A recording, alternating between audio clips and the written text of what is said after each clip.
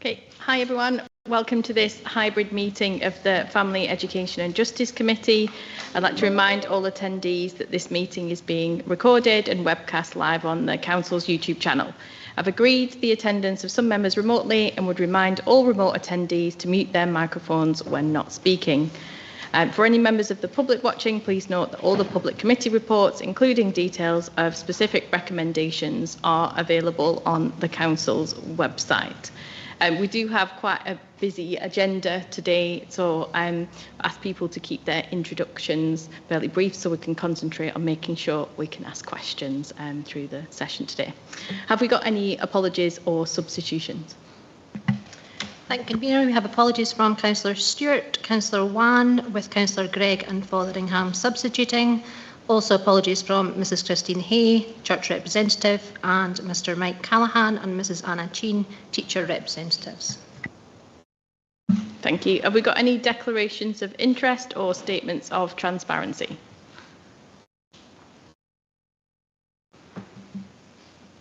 Nope. Okay. Great. So the first thing on the agenda is the minutes from the previous meeting. Is the minute agreed? Agreed. And we also have the minutes from the Special Appeal Subcommittee as well. Is the minute noted? Okay, thanks. The next thing is to appoint to the Special Appeals Subcommittee of the Family Education and Justice Committee. It's because Councillor Gregg had resigned from the Special Appeals Subcommittee and we're asked to fill the vacancy. Do we have any nominations for this? Yep, thank you, Convener. I'd like to nominate myself, if that's okay. Thanks. Yep, that's fine. I'm happy to second you, Councillor Speed. Thank you. Is that agreed? Great, thank you. So item number 5 on the agenda is the Angus School Inspection Report for Academy, and Mr Neil Loudon is going to present the report. Thank you.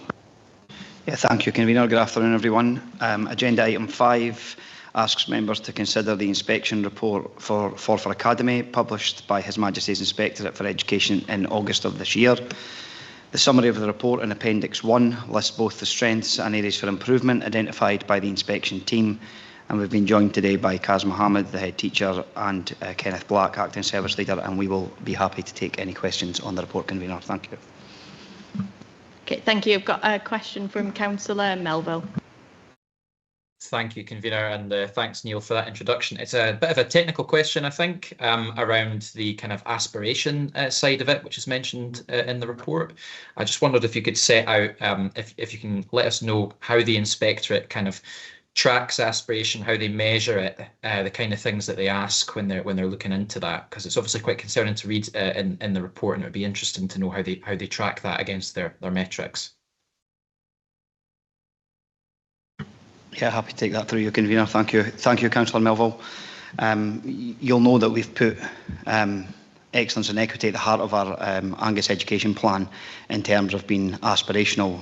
We were always implicitly aspirational for children and young people. We're explicitly aspirational for children and young people. But yeah, it's a difficult one to measure. In terms of the Inspectorate, I would be saying they'll be looking at Forfar Academy's results, they'll be comparing them with national results, but most importantly, perhaps they'll be comparing them with a virtual comparator of the school. And if our children and young people in Forfar Academy are not reaching the virtual comparator in terms of overall outcomes, then one of the comments they will occasionally make is around aspirations for young people.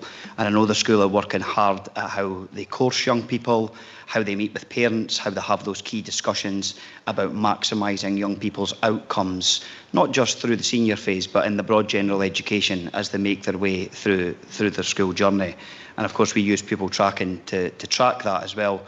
But I absolutely take your point around that, and I would point to the virtual comparator when we're making comparisons of what our young people can achieve. Okay, thank you. Thank you. A question from Councillor Devine. Thanks, Convener. The inspectors have had good things to say about the school and the young people, and that's a good basis to work from. My main question is actually following on from Councillor Melville's question about raising aspiration for young people. I can't see that it's a very easy thing to do, because teachers only have children for a certain length of time, and there's a lot more time spent with their parents.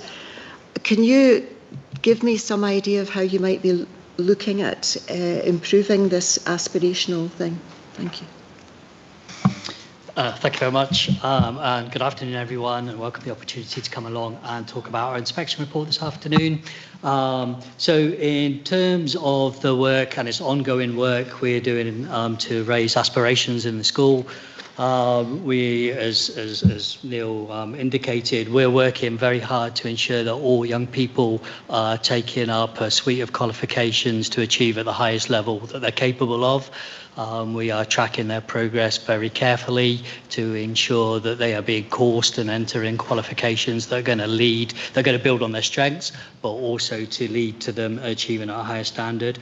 We're also working hard to increase our expectations of the standards young people work to in terms of the classroom, and our approaches to learning and teaching are now incorporating aspects such as project-based learning to make sure that the learning is motivating, of a higher standard than it was before, that young people are developing the skills that they need in order to succeed, as well as a quality assurance approach that makes sure that we're constantly aware of what's going on in the classroom, we're recognising the strengths of our teachers, we're making sure that effective practice is shared more widely across the school and across teachers, and sometimes where performance isn't at the level that it should be, we're putting in place measures to make sure every teacher has appropriate expectations of what young people are capable of, and that's reflected in their learning and teaching.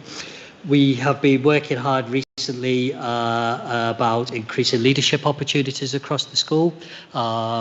We think that is very important in young people having a voice in the school, and to really have a better understanding of what they could achieve. So our seniors at the moment are very heavily involved in supporting our younger pupils to show what's possible, to mentor them, to be role models of what actually can be achieved.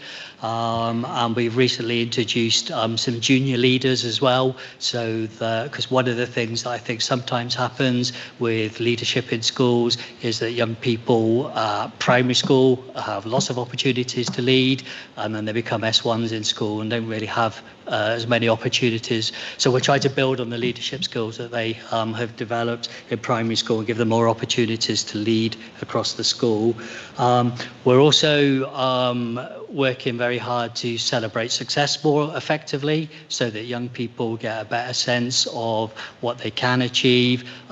We celebrate success in terms of academic success, but also the wider curriculum, and we do that publicly through assemblies, through newsletters, for the use of social media, and also through a recent school priority, particularly our S1s and S2, about community, which I'll maybe have a chance to talk about later, but it's an important part of our strategy for raising aspirations. Another thing that I think has been a real focus for us is to ensure that we are getting in community and business partners to be involved in the school, particularly local ones, so that young people get an example of people that have left the school, or people in the local community who are successful, who've gone on to achieve great things, and they are working with the pupils in terms of planning, learning, planning projects. And again, that's all about improving levels of aspiration for our young people. Thank you very much. Thank you. Councillor Bell. Thank you. Thanks very much for that. That was really helpful. I just wanted to pick up on a couple of things, actually. From 2 years ago, the school was reporting that just a shade over 50% of the young people had additional support needs. And I'm concerned about things like non-attendance across all our schools, not just Forfar Academy, and I wondered what sort of level of overlap there might be between those two cohorts, if you like, and are children supported with learning at home if they're unable to attend school, and also around the Gaelic provision that's highlighted in the report as well. Have you been able to take any action to step up on the Gaelic provision? Thank you. Thank you. So, if I take the first part of your question round about attendance, so actually the attendance pattern within our school is relatively positive and improving. We recognised post-pandemic that there were challenges for young people returning to school, both in terms of attendance and in terms of getting back into routines for learning. So one of the things we've introduced to really target attendance is something that we call CREW, which all of our S1 and S2 pupils are involved in. And I could talk forever about CREW, but I'll cut to the focus on attendance. CREW involves all of our pupils in S1 and S2, start in the morning every day in a small group with a teacher who's a CREW leader. And one of the focuses that they look at is attendance. So they look at the attendance of all of their CREW together. They problem solve together about how they could improve their attendance as a CREW. We've had some amazing stories of young people in CREW who have been struggling to get into school, and then their peers have decided, well, I'm going to ring you at 8:30, and then one of my other CREW members is going to meet you outside of school, and we're going to make sure you get into school, get into CREW on time, and really working to increase levels of accountability among the young people and to improve attendance. I can tell you that for our S1 and S2 pupils, that attendance the average attendance for our current S2 pupils last year over the course of first session was 95%, which compares to 87%, which I think is about the national average. New S1 pupils after term 1 were at 94% for their attendance, so we're really seeing a positive impact for that. And we celebrate that, and in community that I talked about, they work towards an attendance league, which they're really motivated and that really kind of like supports them to take a bit more responsibility themselves. In terms of our young people with additional support needs, we have a number of interventions in place. For our young people with the more complex additional support needs, attendance is very good, and I think that is because they are supported by a very individualised curriculum, which really focuses on their strengths. The relationships between home and school are very positive, and any morning at school, you'll see a lot of those parents dropping their children off at school and speaking to their class teachers. Things like Class Dojo and newsletters go backwards and forwards. So I think the strength of the relationship between our additional support needs staff and our pupil care and support staff and parents is a real positive factor in ensuring that attendance for those young people is where it should be. And we do track attendance very carefully. We have procedures in place. We've actually increased the number of times that we're contacting parents if a young person hasn't made it into class, so they're getting those kind of early warnings and early interventions. And obviously, the sooner that you can intervene, the better. So that's the areas that we've been working with in attendance.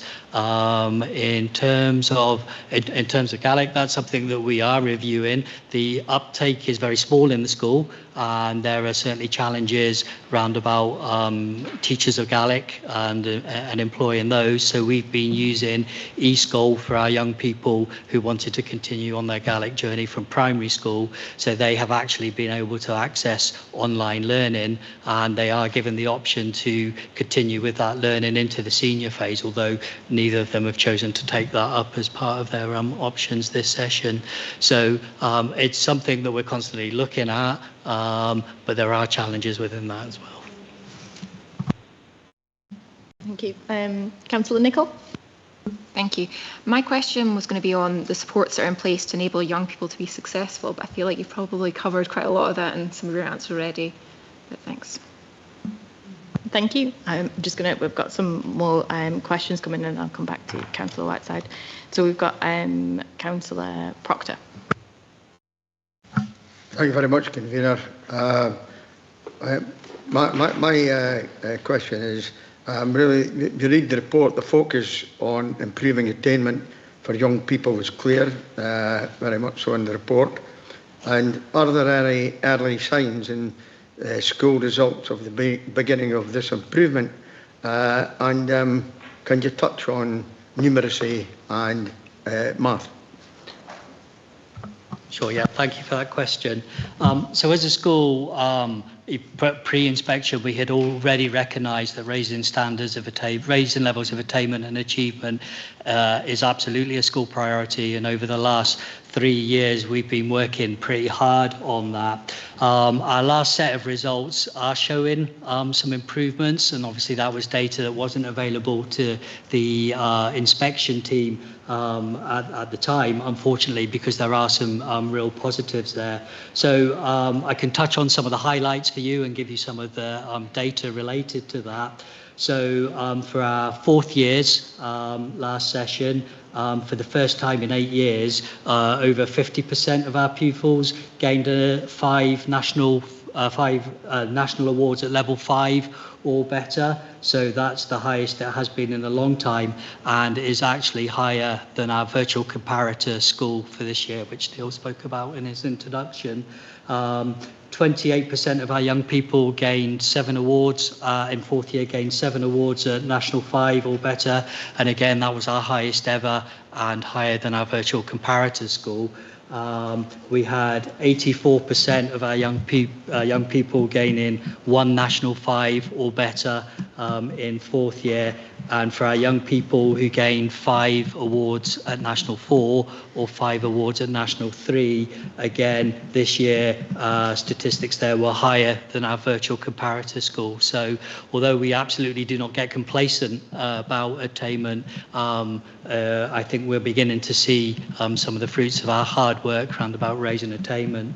I'm in 5th year, and you'll have noticed in the inspection report that they did focus in on 5th year and 6th year as being an area for improvement, and we would agree with the inspection team round about that focus. For our young people by the end of 5th year who got 5 hires by the end of S5, that had improved by 7% and was our highest in the last 5 years. A number of young people that got 1 hire or better by the end of S5 had improved by 12%. So although in some of those measures we are not quite at the same level as our virtual comparator, there is less of a statistical significance to those, and we are closing the gap to our virtual comparator. And then in S6, number of pupils that got 3 advanced hires was the highest that it had ever been, and higher than our virtual comparator. And our number of pupils getting 5 hires, 3 hires or 1 hires had all improved. So unfortunately we didn't have that data for the inspection team at the time, but there's some encouraging signs there. But I would stress again that all of our school improvement plan this session is really focused about building on that success and improving even further. You asked me about maths and numeracy as well. Again, we know that attainment and achievement in the school in maths and numeracy is not where we want it to be. We don't make excuses about that. There have been some factors around about stable staffing and the difficulty in recruiting maths teachers. However, and over the last 3 years, we have been working very hard at raising levels of attainment in maths and numeracy.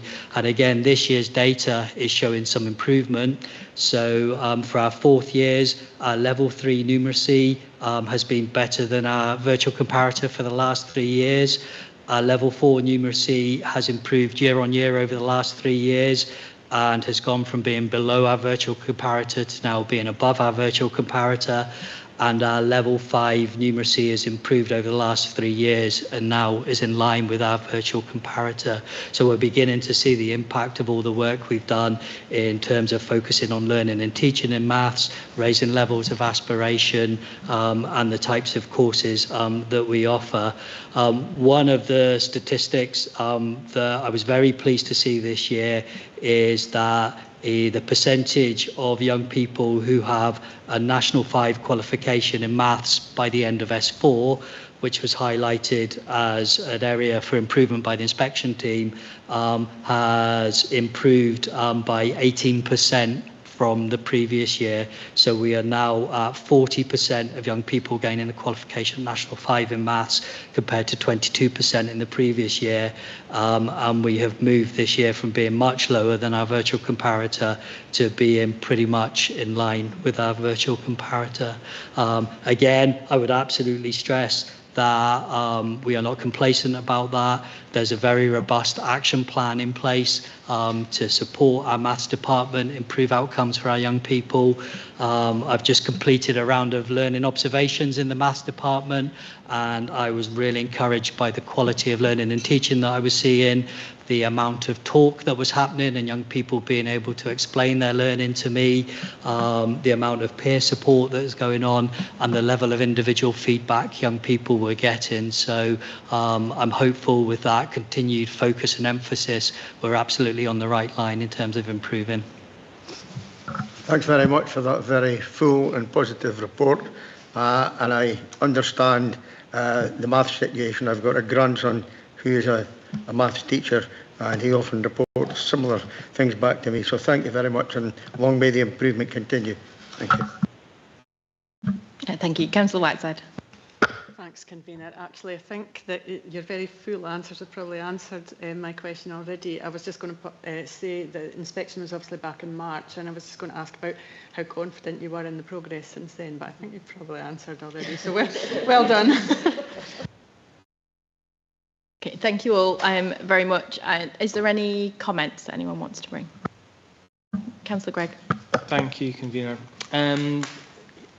As a former councillor, when you read these reports, there's obviously that immediate sense of disappointment, but then you look to see where the positives are and what's happening with that. I've had discussions with Neil prior to this meeting about this, and I know that he and his team will support Mr Mohammed as much as they need. But there are lots of positive things to read within that report as well. I mean, looking through some of the other parts, there's mentions of the school library and the positive effect that that has. So much so that it's helped the school gain the Reading Schools Gold Award, which is quite a really good thing to have, to encourage kids to pick up a book and read rather than picking up an iPad or a phone or something else and doing that. Looking at the questionnaires, the overwhelming majority of the young people there feel safe at the school by a huge amount. And also when the parents are questioned about it, the vast majority are saying that their kids enjoy being at that school. So taking everything as a whole, do look at the positives, and hearing from Mr Mohammed today, you can see that there is something in place, there are things happening and things will change. So I look forward to seeing the next inspection and see a marked improvement on that. So thank you. Thank you. Is there any further comments? Okay, thank you everyone. So our role today is to consider the strength identified in the school inspection, consider the areas for improvement identified in the school inspection, consider the evaluation of the quality indicators in the school inspection, consider the expression of confidence for the school inspection, and request the Director of Education and Lifelong Learning to submit a copy of the return visit report to this committee. Is that agreed? Agreed. Thank you. So item number 6 is another school inspection report for Wardax Primary School, and Mr Neil Loudon is going to introduce this report as well. Yeah, thank you again, Convener. Pleasure to introduce agenda item 6 to members to consider the positive inspection report for Wardax Primary School, again published by His Majesty's Inspectorate of Education in August of this year. Very similar, the summary of the report in Appendix 1 lists both the strengths and areas for improvement identified by the inspection team. And we've been joined by Caitlin Russell, the head teacher of Wardax, and by Lorraine Wills, service leader, and we will all, again, happy to answer questions. Thank you. Have we got any questions? Councillor Speed? Yep, thank you. The early years report states that health and wellbeing should become a priority, and within the primary setting, the report states that senior leaders should further develop how they track wellbeing across all stages. Can you perhaps just describe what changes you foresee having to be made to respond to this and build on the good progress already demonstrated? Thank you. Thank you for your question. So yeah, absolutely, that was highlighted that our health and wellbeing curriculum content and framework was something that needed to be prioritised across the school. So we have already made steps towards that. We have established a working party with our staff, and we've been looking at good practice throughout all of Scotland and Angus, see where we can get some ideas for improving our health and wellbeing framework. We want it to reflect Ward Dykes and our community. So we're very much looking towards self-evaluating where we are just now. We're consulting with parents and carers and our children about what they feel is important to them. And that obviously includes our early learning centre as well. We view that as a whole with the school too. So we are in the very early stages of that, but we are making really good progress, and we are confident that we're going to come up with a framework that really reflects Ward Dykes, our particular context, our school area, that will help the children to feel safe and happy and healthy and so on whilst they're attending our school.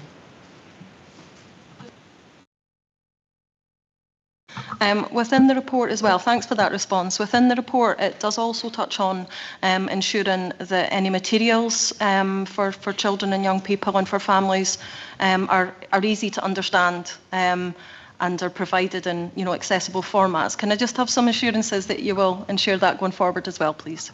Absolutely, yeah, thanks for your question. So one of those particular documents is our standards and quality report. So that was something that I refreshed last term and sent out to parents and carers to make sure it was in that easy to understand, easy to read format. So took out quite a lot of the jargon that can be associated with schools and education, and felt it was a much more concise report that would be more relevant to our families. Thank you. Councillor Bell. Thank you. I've found the report really interesting to read, and I'm looking at page 9 on the summarised findings. It's really interesting around the challenge and bias aspect and the diversity and inclusion, and how positively the children are picking that up, and also around the section on parental engagement, which seems really positive too. So I wonder, is that a subject matter that you bring those two areas together in? Because I think that is really important for the wider community as well. Thanks. Thank you for your question. So yeah, we do have an LGBT pupil leadership group that have been really, really active in making sure that everybody within the school community is aware of differences and to value those differences, and to not view people as being different, but to say, like, there's someone different, but that's okay. And it can take a bit of work to get a lot of families on side with that. So there's a lot of conversations that do happen with parents and with families to help them to understand that this is a good thing. And when they were at school themselves, those conversations didn't happen, and that's why it was so difficult for a lot of people growing up. But now we want to take that barrier away, and so that children now can feel confident to express themselves, to say it's okay to be different, to look different, to have different views and opinions. So yeah, we do very much speak to our parents about this regularly, and as I say, we do have this leadership group that take that forward within the school as well. Thank you. Councillor Gore. Thanks, Convener. The report speaks about managing the pace and amount of change. How are you using quality assurance to identify priorities for the school? Thank you for your question. So yeah, we're constantly self-evaluating as a staff, and when that includes speaking to children, we consult with parents and carers, we survey them for their thoughts and opinions. We have very rigorous quality assurance procedures that are carried out throughout the year that's built into our assessment calendar. So there are learning visits that happen each term, and we have pupil focus groups where we're talking with children about what they're learning, how do they know that they are achieving in school. We're reviewing the assessment evidence that teachers gather to make sure it's consistent throughout the school, and we're obviously talking about the progress through levels with teachers at tracking meetings, which are happening right now. So we're talking about how pupils are achieving, how do we know that they've achieved or are achieving that level. And as I say, we do that throughout the year, so that ensures that we know that we are prioritising the right things by having that conversation with everybody involved. Thank you. And Councillor Cruikshanks. Thank you. Could you talk us through how you've brought the whole school community together around the shared ambition, and how that's helped drive improvements in attainment and achievement? Thank you for your question. Yes, I prioritise building really strong relationships and working effectively and collaboratively with my new SLT. We're all new to post, so we had to create that team very, very quickly under some quite intense circumstances, knowing that HMI were coming. But we did actively consult with all our parents and carers and pupils and staff to make sure that we had everybody's views and that we all have that shared vision. So I did identify that we needed to review our curriculum rationale, our school vision, our aims, to make sure everybody is on the same page effectively. And we want it to reflect Lord Dykes and the uniqueness of it. So I do have a core vision of 3 key priorities: that we have excellent learning and teaching, there's wellbeing and inclusion, and there's community and leadership. And through those 3 priorities, we're building that shared ambition, ensure that everybody takes accountability and that we work in really strong partnership with our families, because I do believe that without our families, we wouldn't have the levels of attainment and achievement that we do have. So being open with them, accessible and trusting, together we're working towards these improving levels of attainment and achievement. Okay, thank you. Have we got any further questions? Okay, move on to comments. Councillor Devine. Thanks, Convener. I just want to congratulate you incredibly on this excellent report.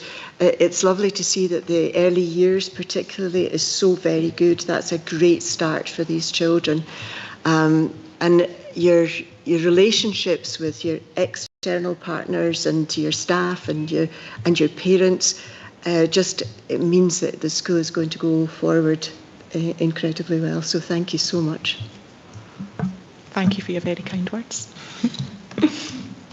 Councillor Whiteside. Thanks, Convener. I was going to say much the same, but I just think it's really positive, particularly the early years as well, and it'll be really positive seeing what the youngsters bring when they move on to primary school as well. So very positive. Congratulations. Thank you very much. So any other comments? Sorry, Councillor Devine, I think you've still got your mic on. Any other comments? Councillor Speed. Thank you. Yeah, Lord Dykes is obviously a school that's within my ward, and it's a fantastic community. However, it's not without its challenges. There is a lot of struggles within the community, and I just look forward to your kind of fresh leadership approach, and hopefully work with you in the future to try and support the community as a whole. Thank you. Thank you very much. Thanks. Thank you. Yeah, just to add, I think it's clear how that focus you've had on the relationship building with everybody, how key that has been as part of the work, and it comes across in the report. And just to see how proud the children are of their school and nursery is really amazing to see. So thank you very much, and congratulations on the report. Thank you. I appreciate that. Thank you. So our task is to consider all of the aspects around the school inspection. Is that agreed? Good. Thank you. I think we're just going to move around. So item number 7 is the Protecting People Angus Strategic Committee Annual Report from April 2024 to March 2025. And I believe Mr. Ewan West is going to present this. Mr. Ewan West is the Independent Chair of Protecting People Angus Strategic Committee.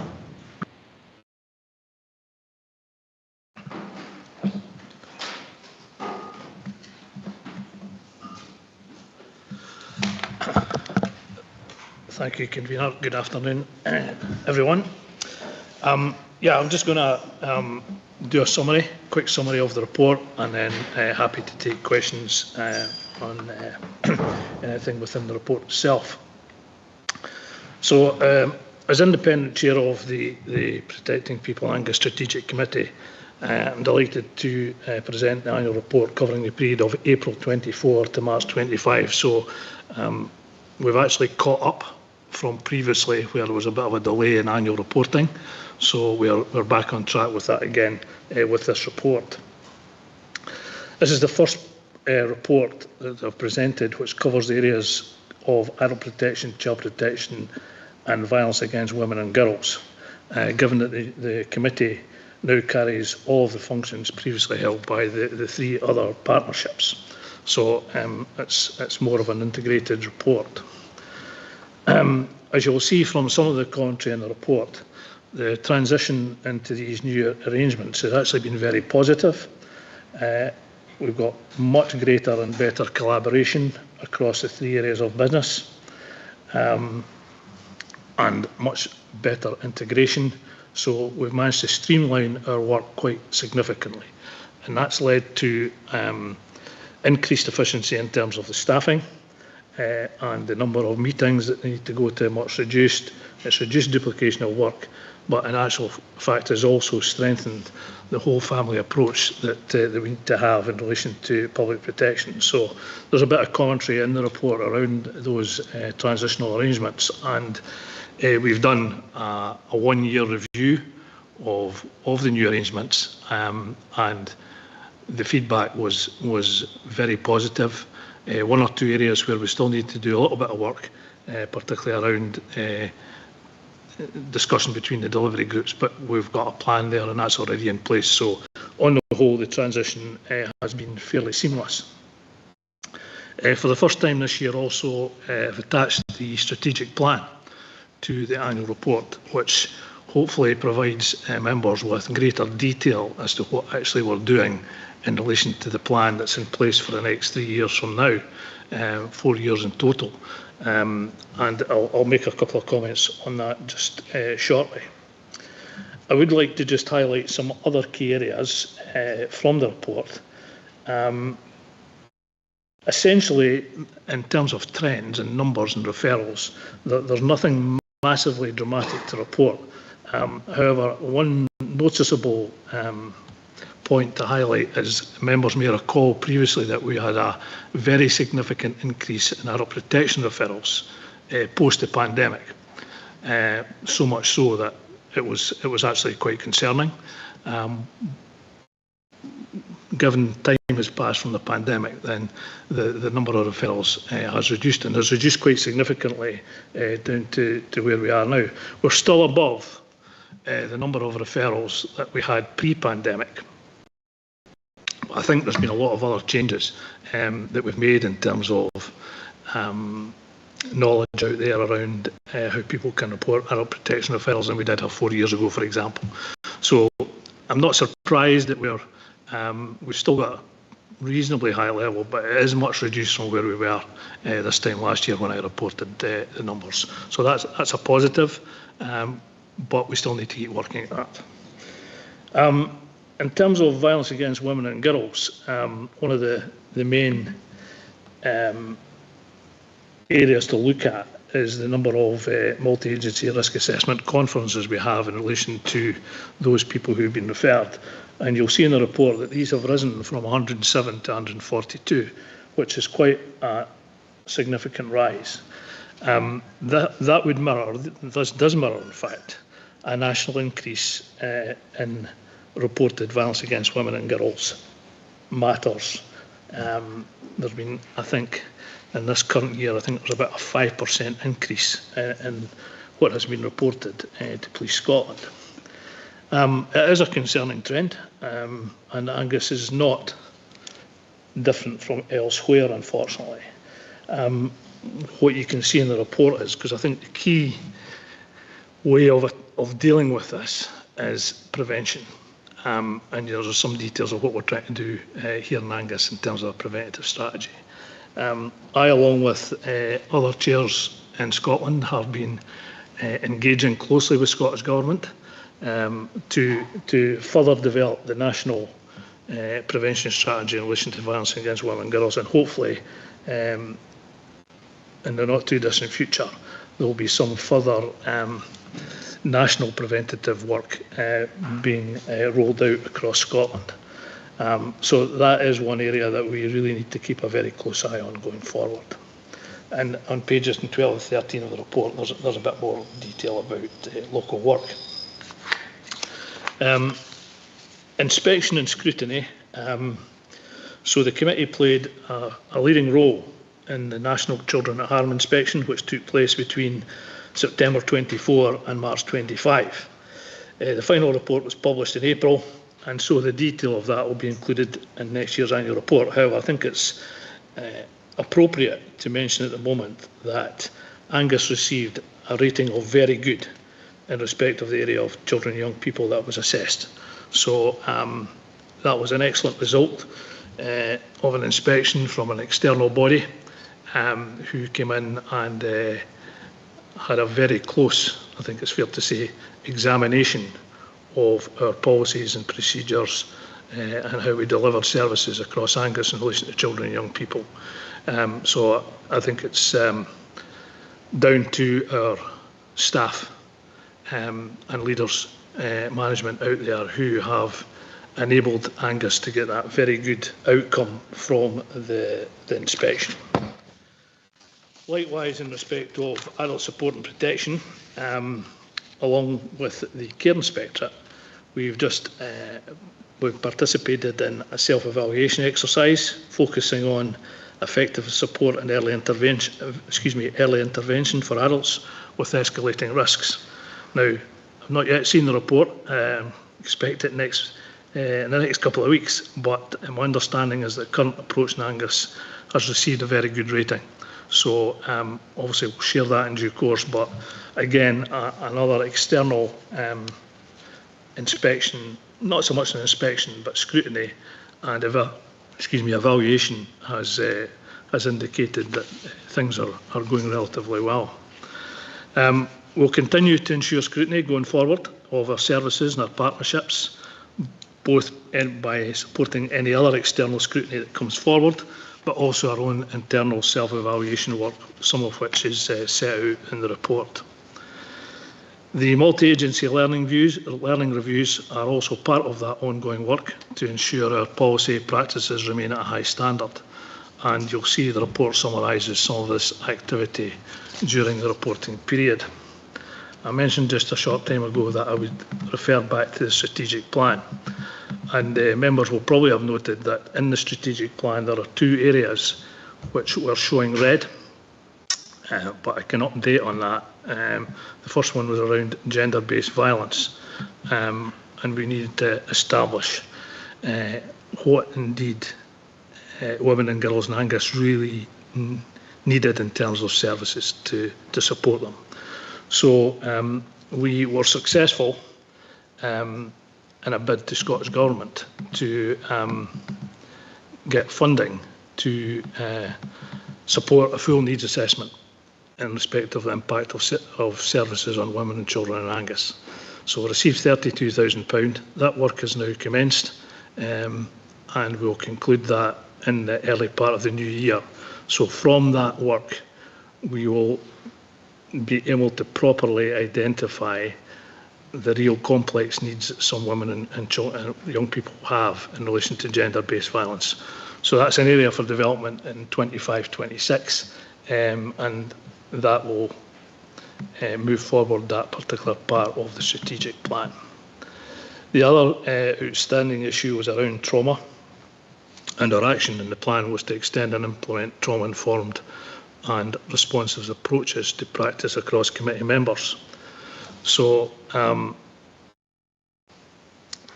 where we are with that is that we're quite content, as much as we can be, that trauma-informed practice plans are in place within single agencies.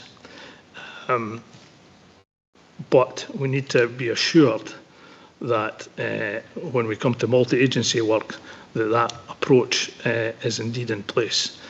We've taken the view that it's not a sort of standalone issue, it's not a standalone training item, but it's more of a golden thread that runs through all of our systems and practice, and that's the way it should be. What we haven't got yet in place is how we measure that, and that's what our work is going to develop during this reporting period that we're in just now. And by the time we come back to report at this time next year, I think we'll find that there'll be significant action taken to address this particular strategic plan objective. So just to conclude, the final section of the report sets out our priorities for the current reporting period, particularly how we can improve participation with of those with lived and living experience, amongst other items. To conclude, I believe the report sets out a very strong multi-agency performance in respect of public protection activity and delivery in Angus. It's vitally important that we have a strong and inclusive response to all aspects of public protection activity, and those who are at risk because of their vulnerabilities, they need to make sure they're fully and effectively supported to ensure their well-being is improved. As independent chair, I would want to just place on record my thanks to all the staff in Angus who, I believe, provide an excellent and caring response to risk and vulnerability. And as chair, I look forward to another period of consolidation and continuous improvement in our public protection arrangements going forward for the next reporting period. Chair, I'll pass back. Thank you very much. Councillor Bell.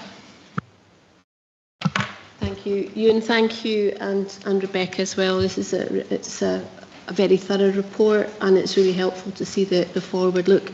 I would totally support the thinking around violence against women and girls being put in a statutory footing. I think that would be really helpful. My question, I guess, cuts across a number of the different sections around violence against women and girls and the needs assessment you were talking about, particularly in terms of perhaps parents, especially mothers and siblings, being at risk in a family environment where there's potential for violence and for harm. And I wondered if we capture that separately at the moment, or if that's an area that we could pick up. And that links in also to the social media harms, I think, that is very much a public health concern. Thanks. Yeah, picking up on the second point first, Councillor, yeah, I think social media it's out there and it is causing significant harm. I don't think you can argue with that. I've been to 2 or 3 training events recently, and I think the conclusion is that we can't take people's phones away, we can't take people's laptops away. So we need prevention, and early intervention is where we can have some impact. I know through speaking to Kelly and her team in education, the amount of coverage that this is now getting within the school environment in terms of preventative messages and how some of the unfortunate interactions people are having can be avoided. I don't think there's one easy answer to it, but I think we just need to keep going with our prevention and getting that message out to our young people. In terms of the first part there about getting people's views and getting messages to them, again, it can be problematic because when services are engaging with women and girls and at times of vulnerability, it can be quite distressing to have those conversations. But as part of this self-evaluation is going to cover how we can better engage with women and young children who are going through or have gone through some unfortunate situations. So hopefully out of and some of these are quite complex cases because it perhaps covers other areas of financial harm, physical harm, emotional harm. It can be pretty complicated, some of these cases, unfortunately. So we need to find out best how we can address those issues. So hopefully the evaluation, which will report in February, will give us where we need to go to. And if we're being honest, are we there yet? Probably not, but we need to get there. I suppose just to add to that, Councillor Bell, and obviously in Angus we've fully adopted the Safe and Together model, and which is about how do we keep non-offending parents with children at home where it is safe to do so. So that is fully embedded within Angus and across all the agencies, and we continue to support that on an ongoing basis. I think what's been good from the amalgamation of the 3 committees is we've got our data subgroup, which is in addition to what we had before. So we've always had an adult protection data set, we've always had a child protection data set, but we've never really got a robust violence against women and girls data set. So that's been established, and there's been a lot of work going into that. So that will help us measure on an ongoing basis where there is progress and what the kind of pinch points are within the system. We also have our child protection data, obviously, so we keep a close eye on the domestic abuse rates of registration as well. So that informs our kind of areas of improvement. And Councillor Speed? Yeah, thank you. Just kind of following on from Councillor Bell's question, and looking at kind of the girls and women with complex needs who are subject to or at risk of gender-based violence. Obviously, it's good news that funding was secured, but this bit of work is going to take a bit of time. I just wondered if there are any kind of barriers that can be removed kind of quickly, rather than waiting for that bit of work to unfold. And I noticed that within kind of the groups that will be included is BSL and learning disabilities, which is good, but there are other groups as well, such as physical disabilities, autism, and people whose first language isn't English. And I just wondered if just some assurances that other groups will be considered too. I'll take the first part of that. Anyway, sorry, I'll take the first part of that, Councillor, and perhaps Rebecca can take the second part. But the first part, before we were awarded the funding from Scottish Government, we had discussed at committee points you just made. What were the barriers to actually us making some progress here? So under our lead officer, Emma, who's sitting behind us here, we had established a short life working group to actually quickly identify what these were. Now, that's now kind of working with the self-evaluation aspect of it. So we're hoping, well, we'll get their support in February. It was only a couple of months away. So I agree, we don't want to wait forever to actually be able to take some steps here, because that's just not acceptable. But I think it would be wise for us just to wait a couple of months, and we have regular engagement with Women's Aid and also RASAC, who are represented on the committee, and when and if there are any specific issues or trends showing, then we're taking some action, and we're supporting them, those agencies, to take action. So we're not sitting on our laurels here, and we need to be aware that we need to take, because I don't like that increase of MARAC referrals. That's not good, because it means there are more victims, effectively, and we need to reduce that. So if the members can bear with us until early spring, then we will be taking some action, because the review that's ongoing will identify those barriers, and we're not probably sighted on them just now.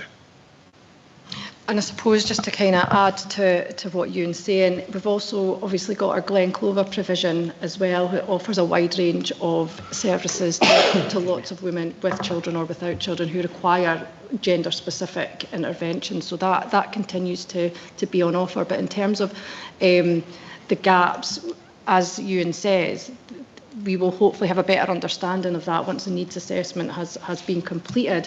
But just to give assurances that no area would be not looked at or considered. If there's areas that require further kind of prioritisation, that will definitely be taken into consideration.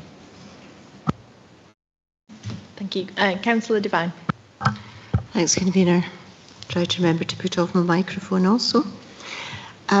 I'm very pleased to see that the white ribbon message has been taken out into the community. It's absolutely vital that boys and young men are cited on this, and that it's really their responsibility. I was just wondering if any thought had been given to taking it out to the likes of gala days and things like that. We had, at Forfar Gala Day, we had a representative, a staff member from Parks, who took a consultation out, and he got a fantastic response. So it might be that kind of area that we have to tackle. I just wonder if I could just add to the last bit that you were talking about. One of the things that I've been made aware of is that quite often with learning disabilities, people are, some professionals feel that the person has got capacity to take decisions. and it's not necessarily based on a very long-term knowledge of that person, and the people around them, or maybe who do know them much better, are not consulted to any great extent. Now, this is not in Angus. It might be, it's in another local authority, but it would be good to know that this has been taken into consideration at some point. Thank you. Thanks, Councillor Devine. I think just to give assurances again, if we're looking at the Safe and Together model, that's very much a trauma-informed model. So it's rather than using a failure to protect sort of discourse, we're talking about looking at it through a different lens. So capacities leading into a very different area of legislation. What we would say is we need to see it through the lens of trauma. So regardless of whether that's in relation to a learning disability or the impact of trauma, everyone would be treated individually, and we would take that into consideration when we're making assessments and taking things forward. So just to give assurances in respect of that. And just to address your first point about getting out there, certainly that's proven successful in terms of financial harm. So we've had some roadshows out there, and farmers markets are one example that comes to mind where there was a tremendous interest in the stand and some of the advice that was being given out, and that's the type of thing that we need to develop further now that we've moved away from the pandemic and we can get back out there. So it's a point that Rebecca and I will take back to the Prevention Delivery Group. And I know they've got some plans, but let's see where we are with White Ribbon and see if we can take that forward. Thank you. Have we got any further questions? Any comments? Okay, don't think we've got any comments. Just to say thank you from me as well, and please pass on thanks to the staff as well. The work is being recognised, and obviously through the external inspections that are going on, it's further confirmation of the work that's being done. So please pass on that as well. So thank you very much. Thank you. So our task is to consider and note the report, consider and note the key trends and areas for development emerging from the report, and recognising the ongoing multi-agency endeavours to keep people within Angus safe. Is that agreed? Agreed. Thank you. Thank you.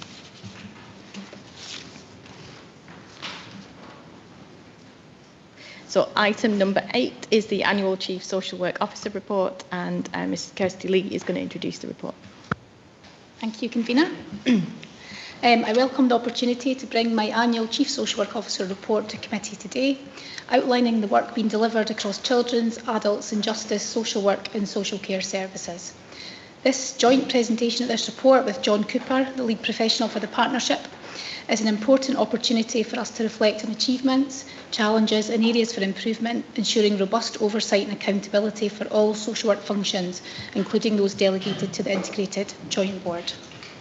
The report demonstrates that on the whole, despite a challenging financial and legislative environment, our staff continue to meet need and manage risk effectively across Angus. This year, we have continued our work to improve recruitment and retention of social workers, and can report improved staff data this year across many services. In particular, where there have been stubborn vacancies, we have seen some improvement. The inspection of children at risk of harm, referenced earlier by Ewan, evaluated partnership working and leadership is very good, and it also specifically recognised the contribution of social work in leading a learning and improvement culture, and listening to and acting on the views of children and their families. Thanks, Kirsty. Be fair to say we are facing persistent resource pressures, particularly due to underfunding for new legislative duties, and also the rising costs in areas such as external placements for children and young people, as well as specialist provision, and also unmet need, particularly for our care at home services for adults and older people.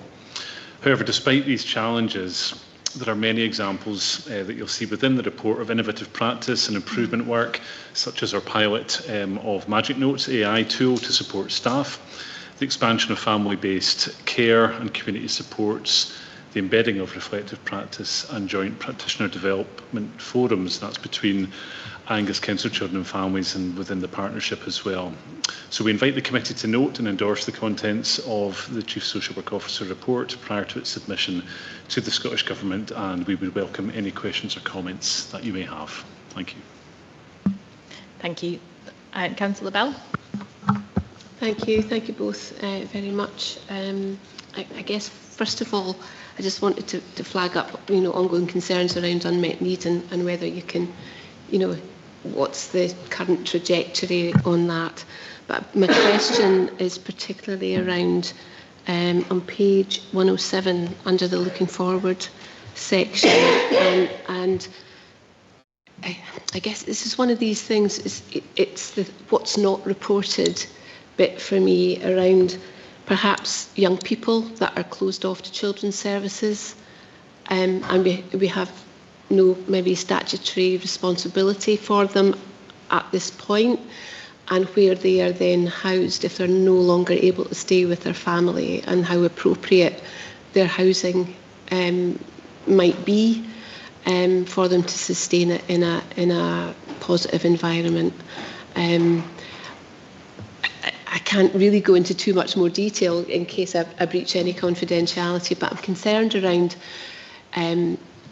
16, 17-year-olds being put into an environment where there might be some negative influences in the area, and we don't have that statutory responsibility, but for me it's a bit of a moral duty around making sure that they're safe and that they're in a place where they can maintain their own tenancy and go on to, the rest of their life without undue or untoward influence. Thanks.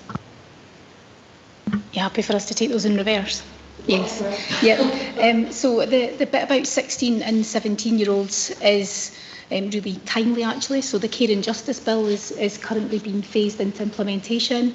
You'll see reference throughout my report to some of the concerns we have about the ambition of legislation and the resources that come or otherwise to support the ambition of that legislation.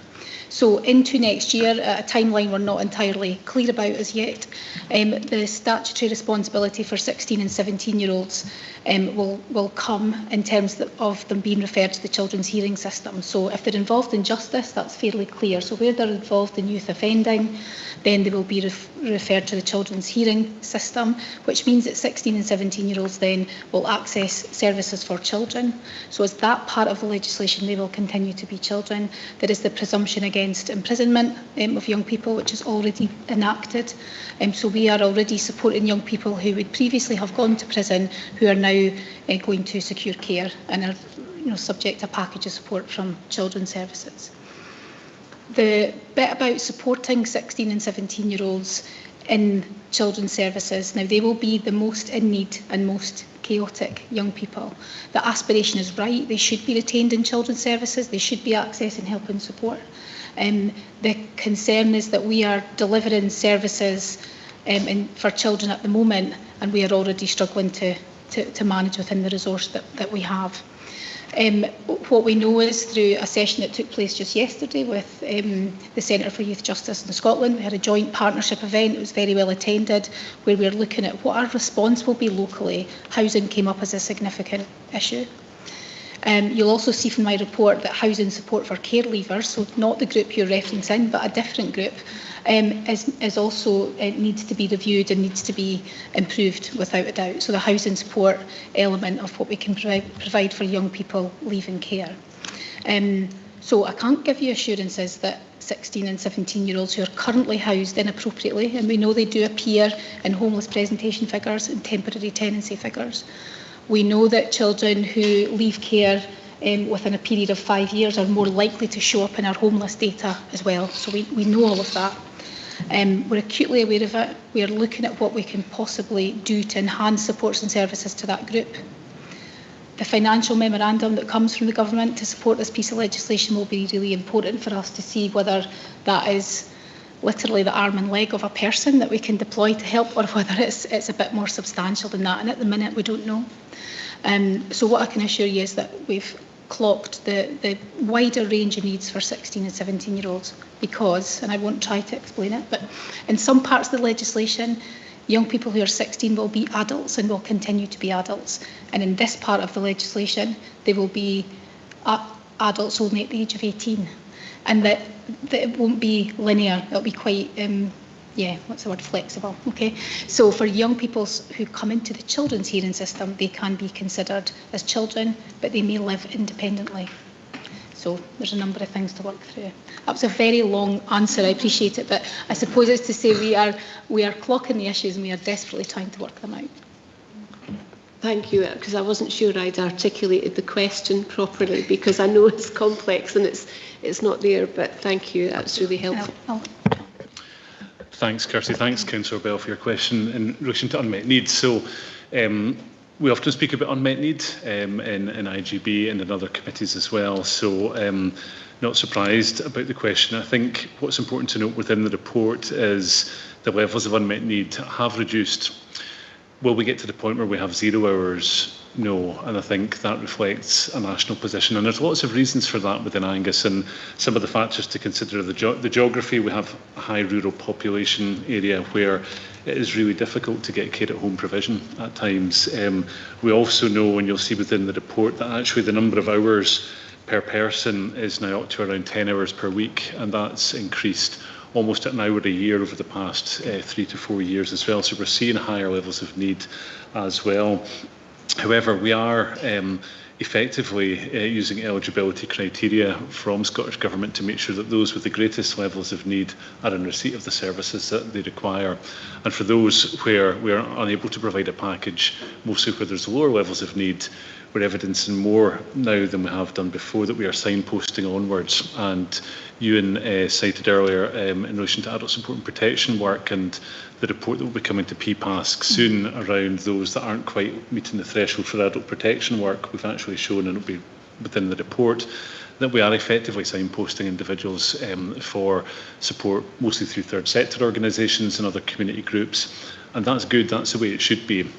Often that's not reflected in the data that we provide, and this data is fed back to Scottish Government on a regular basis. So we do look at it, we do our best to try and ensure that those with the greatest level of need are in receipt of the services, and where possible that we refer onwards for those who require other supports but are perhaps on those low and moderate needs. So I hope that helps answer the question, but there's a number of factors to this one. Thank you. Okay, thank you. Councillor Speed. Yep, thank you. It was in relation to self-directed support. I note that there has been some work done about that, so, to embed that into practice. I just note that there is only statistics for, or more detailed statistics for within adult services. It would have been helpful to perhaps see within children's services too.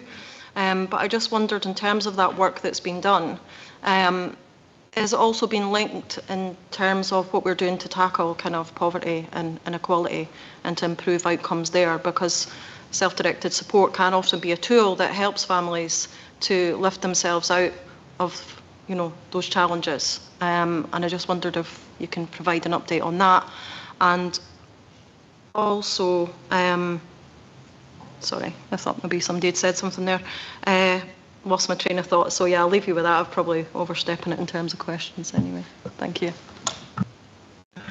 Thanks, Councillor Speed, for your question. So, yeah, I think the data that we provided within the report today does highlight the broad spectrum of options that are available. So it's excellent that we have a number of individuals who are keen to take on options 1 and actually option 4 as well. And we're I'm always keen to promote option 4 because that's really around ensuring that people have, again, maximum flexibility to look at how they can build up their own packages of support. So we are seeing a slight increase in certain areas of individuals taking some of that responsibility.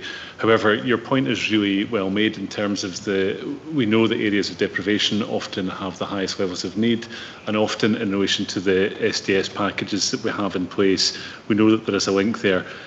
Your question, I suppose, around how we make that more explicit and what that means in terms of understanding, I think there's maybe still a little bit of a gap there, so I'm happy to take that back as far as the partnership goes and consider how we report on that in the future and how we make those links.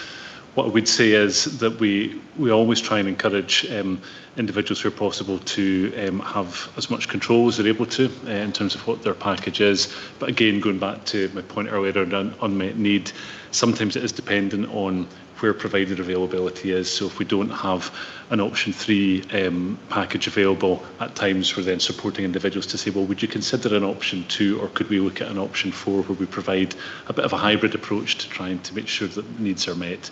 But certainly we can consider how that is, the links between that and deprivation are a bit more explicit going forward. So thank you for raising that. Okay, I think that's it for questions. I did have one too. Oh, sorry, Councillor Devine.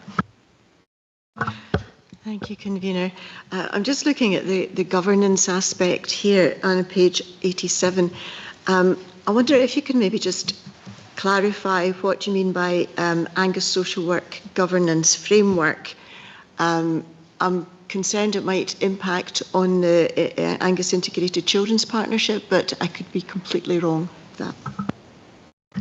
So in short, it will not impact on the Angus Integrated Children's Service Partnership, because the services that are represented there are Children, Families and Justice and the Health and Social Care Partnership. But this year, in April, I think it was, the Care Inspectorate published their thematic review of social work governance. And we contributed to that, so we were part of the focus groups, and a fairly high number of our staff responded to the questionnaire about social work visibility, leadership and governance.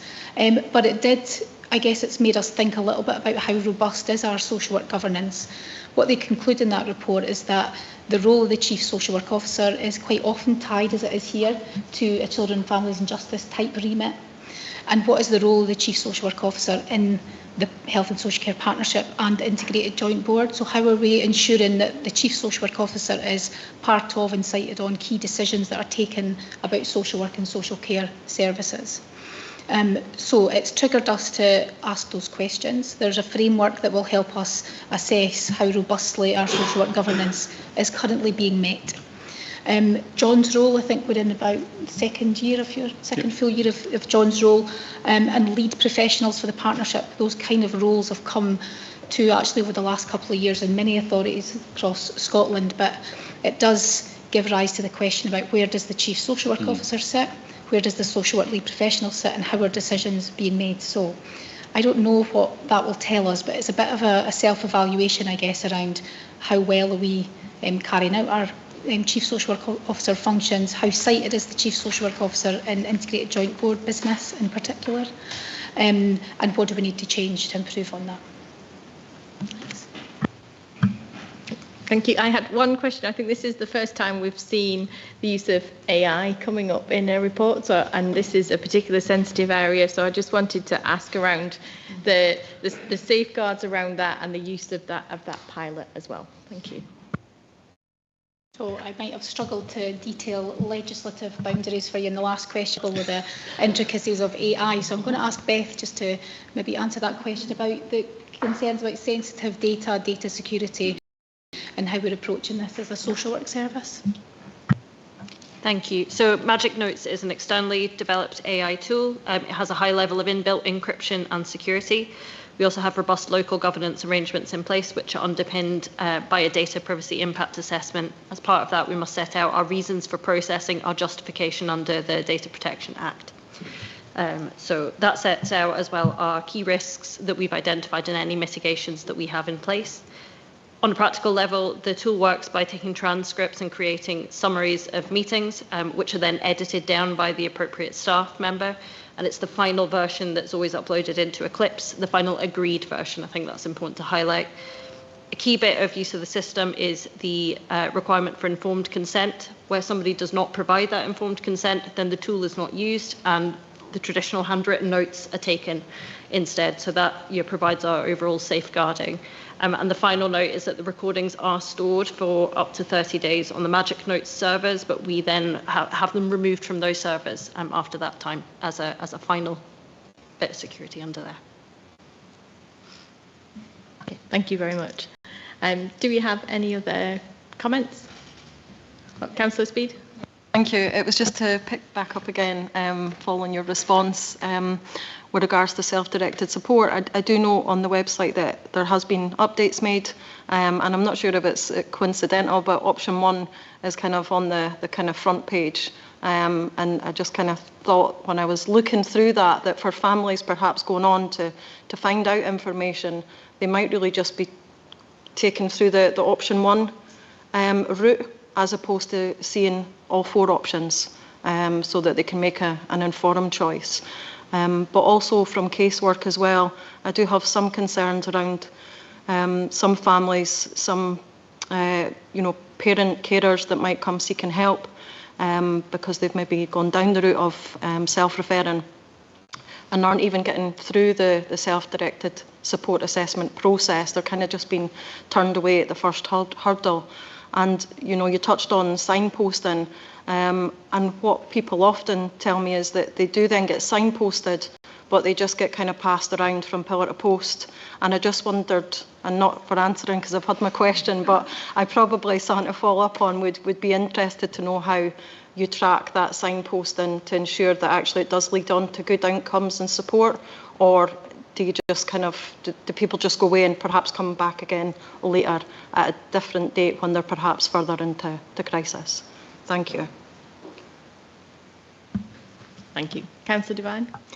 Thanks, Convener. I just want to do a positive comment here. I think it's so good to hear the response from staff after the training with Tommy Whitelaw. That seemed a really good thing to do. It must be difficult to keep alive the reason for becoming a social worker on a day-to-day basis when the needs are so great. So it's excellent that Tommy Whitelaw's interventions have rekindled that aspiration. Thank you. Okay. Thank you very much. So we are to note and endorse the content of the Chief Social Work Officer annual report for 24-25. Is that agreed? Agreed. Thank you. Thank you. And agenda item number 9, it's Ms Kirsty Lee again. So this is the Children and Family Service Planning, addressing the balance of care. Thank you.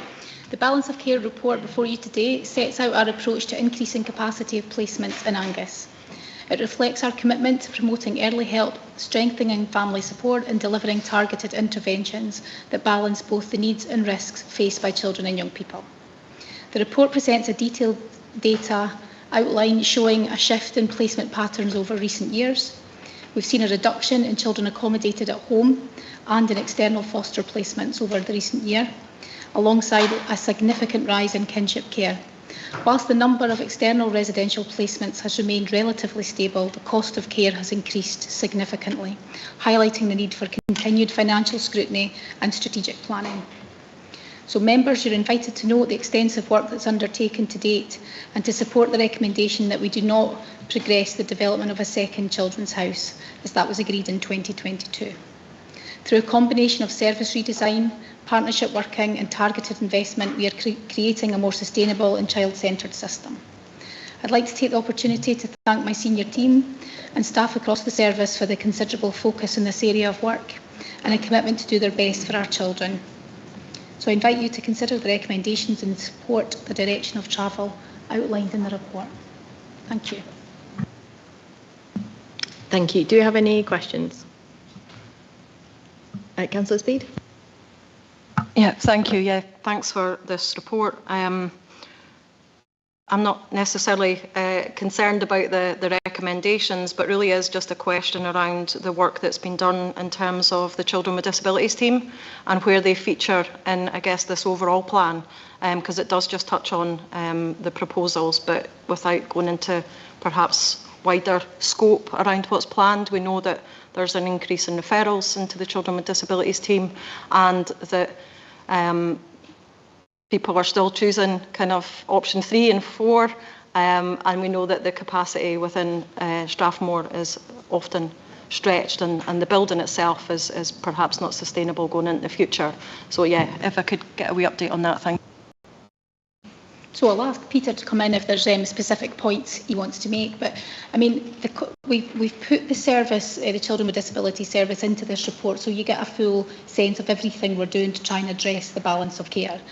The services for children with disabilities will be subject to a review, and I say review with a small r, so we will look at anticipated demand over the next few years, and that's for the trend that's increasing kind of requests from families to look at more community-based supports. But we are absolutely supportive of the need for building-based short breaks as well. So over the next 3 years, and the report sets the whole context, we will look at what the data is telling us right now, what the future might be in terms of demand for that service, and what improvements need to be made to deliver accessible supports in Angus. You've pointed out the building that we currently use.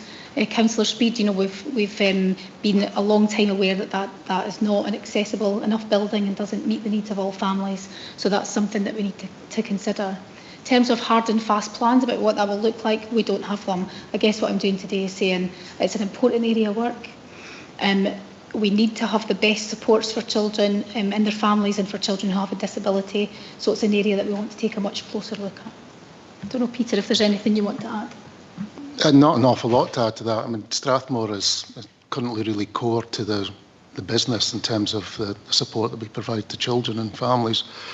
I suppose picking up on what John was saying about self-directed support in general, we've worked hard to try and extend the choice and control that parents have in terms of taking up option one, but also how we utilise the team and the service that we have coming out of Strathmore more flexibly. And I think I touched on that at previous committees in terms of not necessarily just delivering short breaks from the building itself, but utilising the staff in different ways.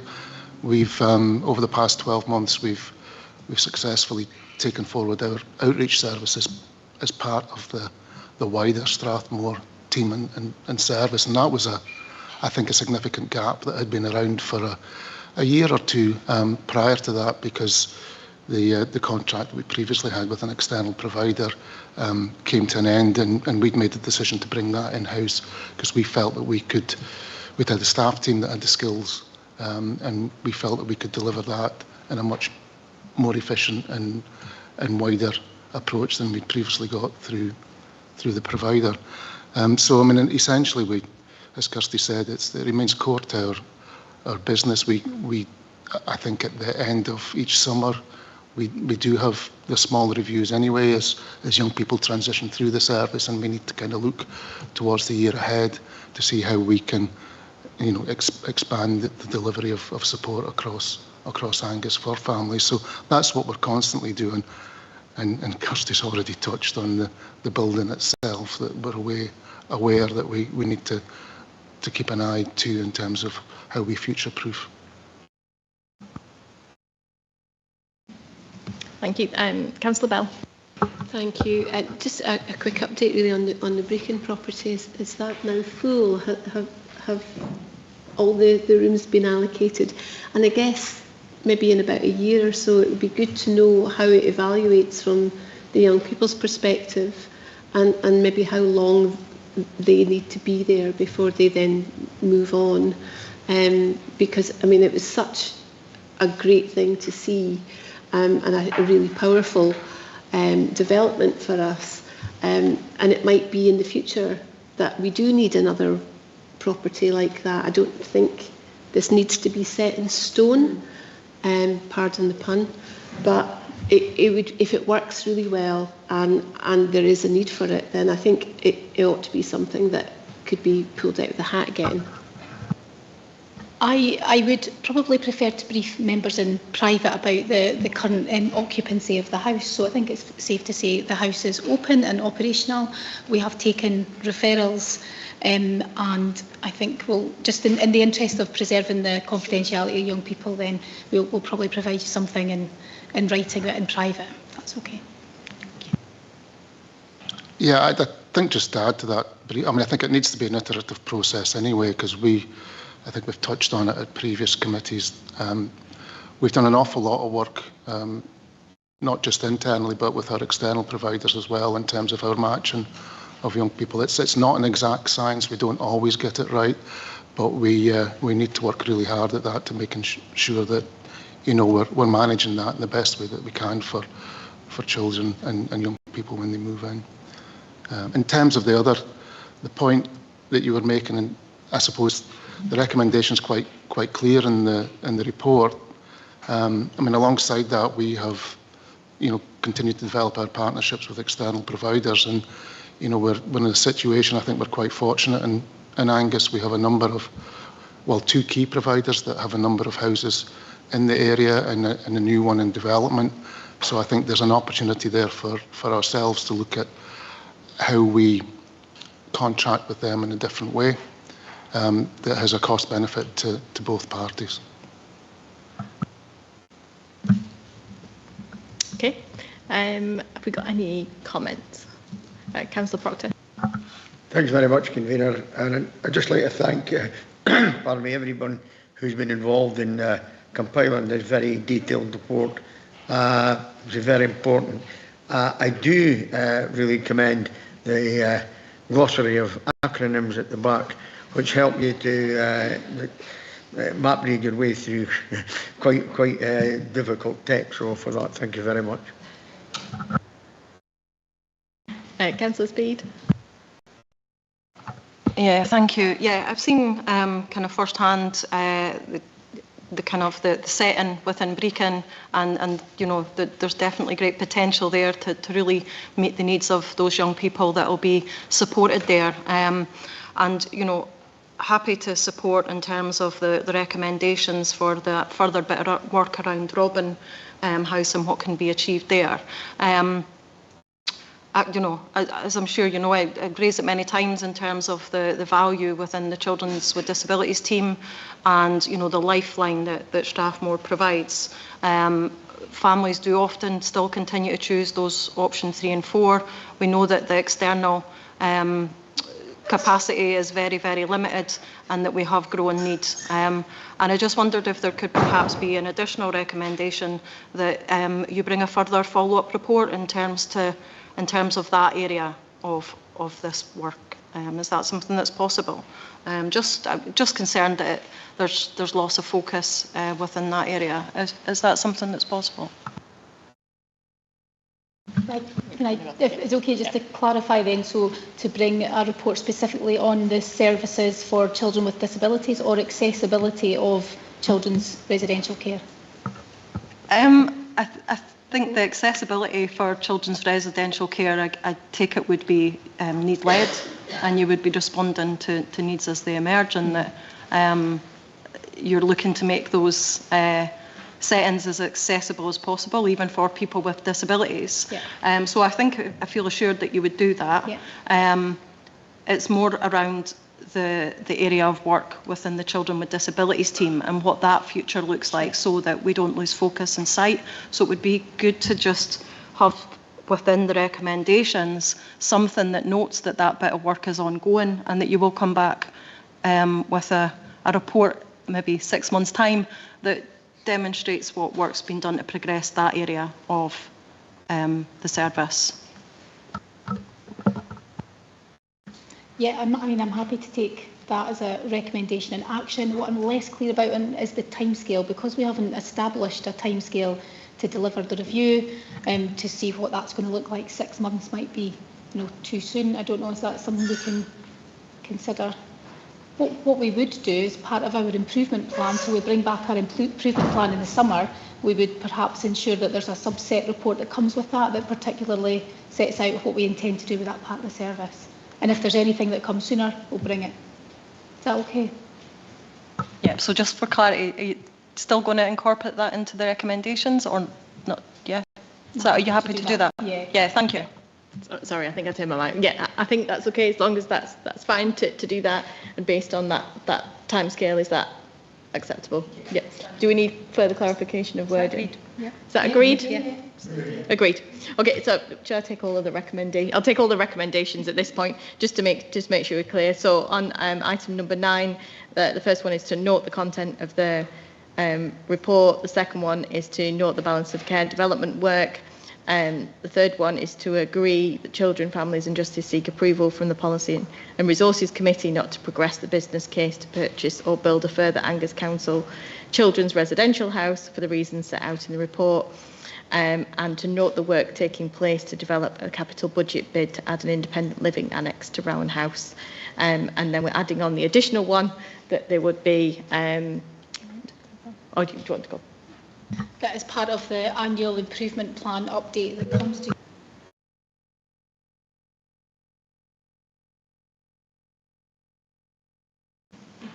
Just a point of clarification there. Your mic had turned off, so I don't think anyone online heard that clarification. You didn't turn it off. I think someone pressed the wrong button. I think it might have been me. Sorry.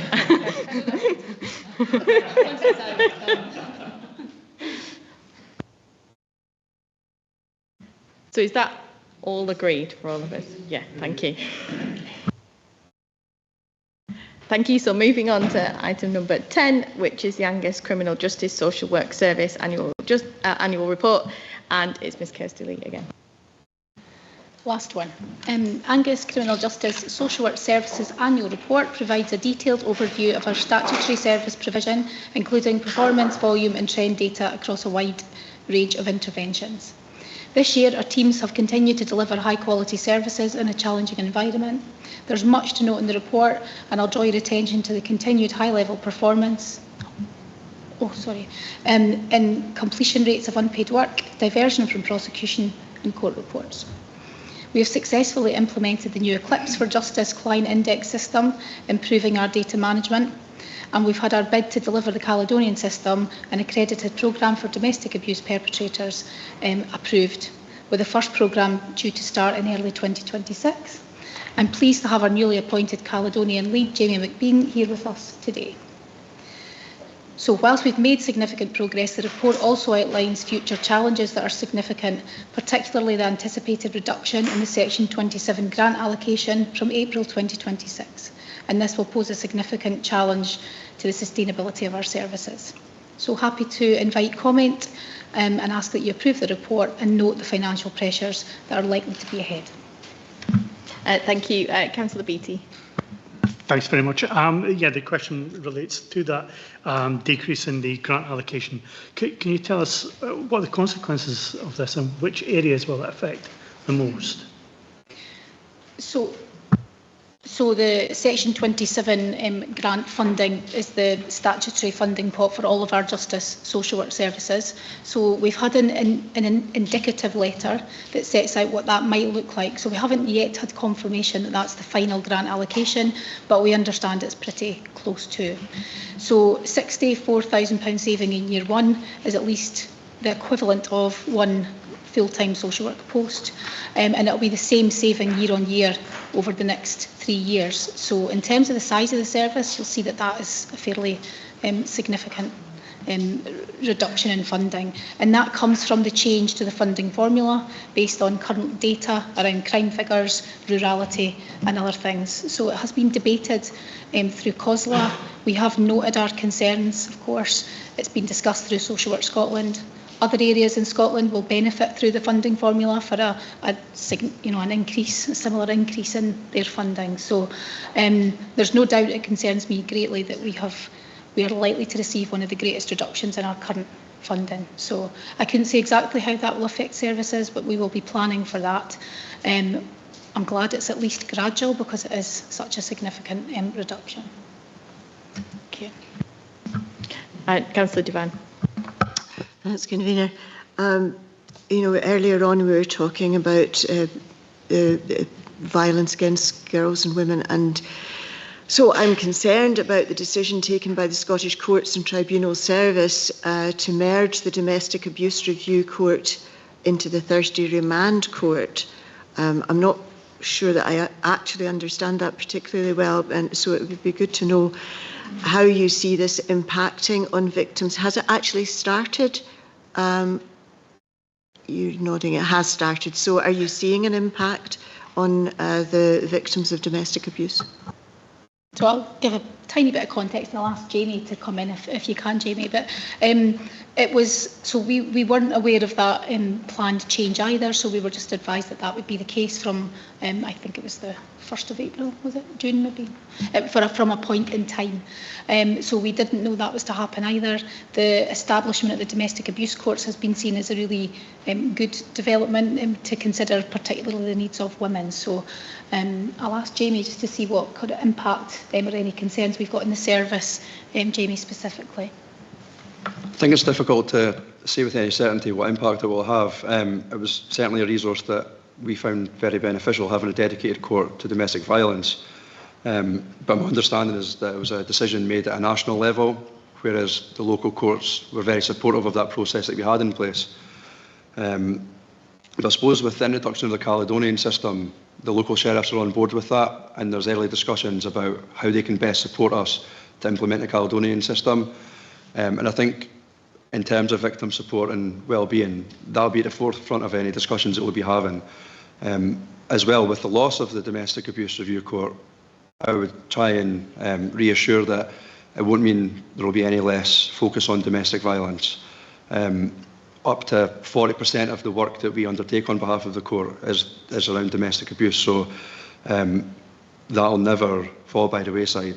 And in those really high-risk cases where court reviews are required, we will still continue to request and schedule those reviews within the court, albeit on a different day than previously, but it will still be treated with the focus required moving forwards. So I hope that that kind of allays any fear or worries about that.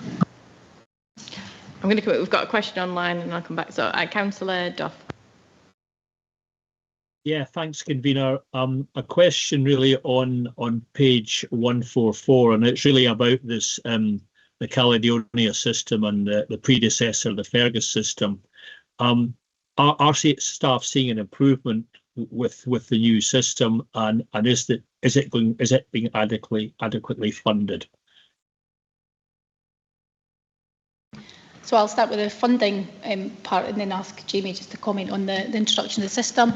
So that is more of a positive news story in terms of budget for justice. So we made a bid to the Scottish Government and were successful.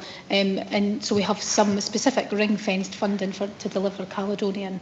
What we had done prior to that, though, is because we recognised there was a gap in Angus and that this is what we needed to deliver that whole system support around domestic abuse, working with perpetrators, victims, children and their families, is that we had already started to rearrange and reconfigure some of our services so that we could bring the Caledonian model to Angus anyway. So the funding does give us a little bit of additional, what's the word? It's a bit of additional support, I guess, to ensure we can deliver that. Jamie? In terms of the transition from what was previously the Fergus programme to the Caledonian, I think what I'd like to say is the Fergus programme in content and nature was somewhat aligned with the Caledonian system, but the benefit of bringing in the Caledonian system is that it's got a national support system behind it. So we're undertaking work in a manner that many other local authorities are undertaking the work across Scotland. It's an approved system. It provides a structure within which there's wraparound support around the family. We're not just holding perpetrators to account, but we're providing support that's relevant to women and children who have experienced domestic violence. Along with that, we've just recently completed a whole host of training run by the Sentinel Caledonian team. We've been currently setting up our Caledonian team within Justice. We've employed myself as a team leader. We have a Caledonian group social worker who's a lead facilitator of the programme. We've appointed a women's support worker, and we're going to be advertising for a children's worker. So we're still in the early stages of putting the team together, but in terms of the Justice staff, 19 members of staff have been fully trained in the Caledonian system over the past 2 months. The only training that's outstanding to fully implement the system is the group worker training, which we have 10 members of staff who will be undertaking that in March 2026. From that point onwards, we will be able to provide the full service and begin running the group work element of the Caledonian system. Does that answer the question? Thank you. Yeah, thanks very much. Thanks for clarifying that. That's very clear. Thank you. Thank you. I think it's Councillor Whiteside next. Thank you. I'd picked up on the same issue actually as Councillor Duff, but I'm just wondering what sort of impact you think that this new system will have? I think it will have a positive impact. So if we're looking at the accreditation of the programme, it's research-based, it's evaluated regularly, so we know that the material we'll be delivering for perpetrator intervention has a high level of evidence and scrutiny behind it. All of our data returns is held by a Sentinel system as well, so in terms of evaluation, there's a higher level of scrutiny from that respect as well. So I think it'll drive standards up in terms of the practice we provide. And again, I've already mentioned the training, which has been really helpful, really positive. But that wraparound support, so the data we're collecting is not only going to be around our perpetrators, but we'll be capturing more around survivors and children affected by domestic violence. I think if I can just add on as well, as one of the unique elements of the Caledonian programme, which is different from what we had in place before, was in terms of group work. What happened previously was there were set times where group work happened, so you could in effect have perpetrators waiting for a group to start. So the way the model works now is it's a rolling programme, so it is continually, once the group work members of staff are trained, that programme will roll, so we'll not have people or perpetrators waiting to join, so we'll be more flexible and adaptive and be able to overcome the barriers that we had previously. Councillor Bell, did you have a question? Thank you. Yes, if you can cast your mind back to Councillor Devine's question and the answer from Jamie, mine was related to that. I particularly wanted to pick up around the problem-solving aspect of the merger, if you like, and my concerns are around any regression around the use of non-custodial disposals, particularly for women through the Glen Isla project, and I just wondered if we have some comfort that these will continue. Thanks. And I mean, I think that the national direction is the presumption against prison where we possibly can. So we certainly don't have those concerns at the moment about imprisonment of women. We have concerns about the imprisonment of women, but there's no shift in the trend. Obviously, the preference is to continue to offer bail supervision, community-based supports. We continue, and you'll see in the report, to robustly support the gender-based approach to supporting women through Glen Clova and Glen Isla.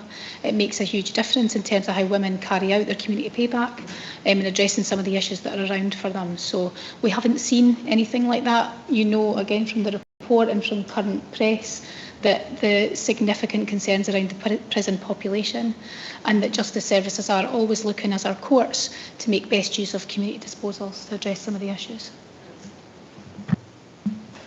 Thank you. Have we got any further questions? Any comments? Oh, Councillor Bell.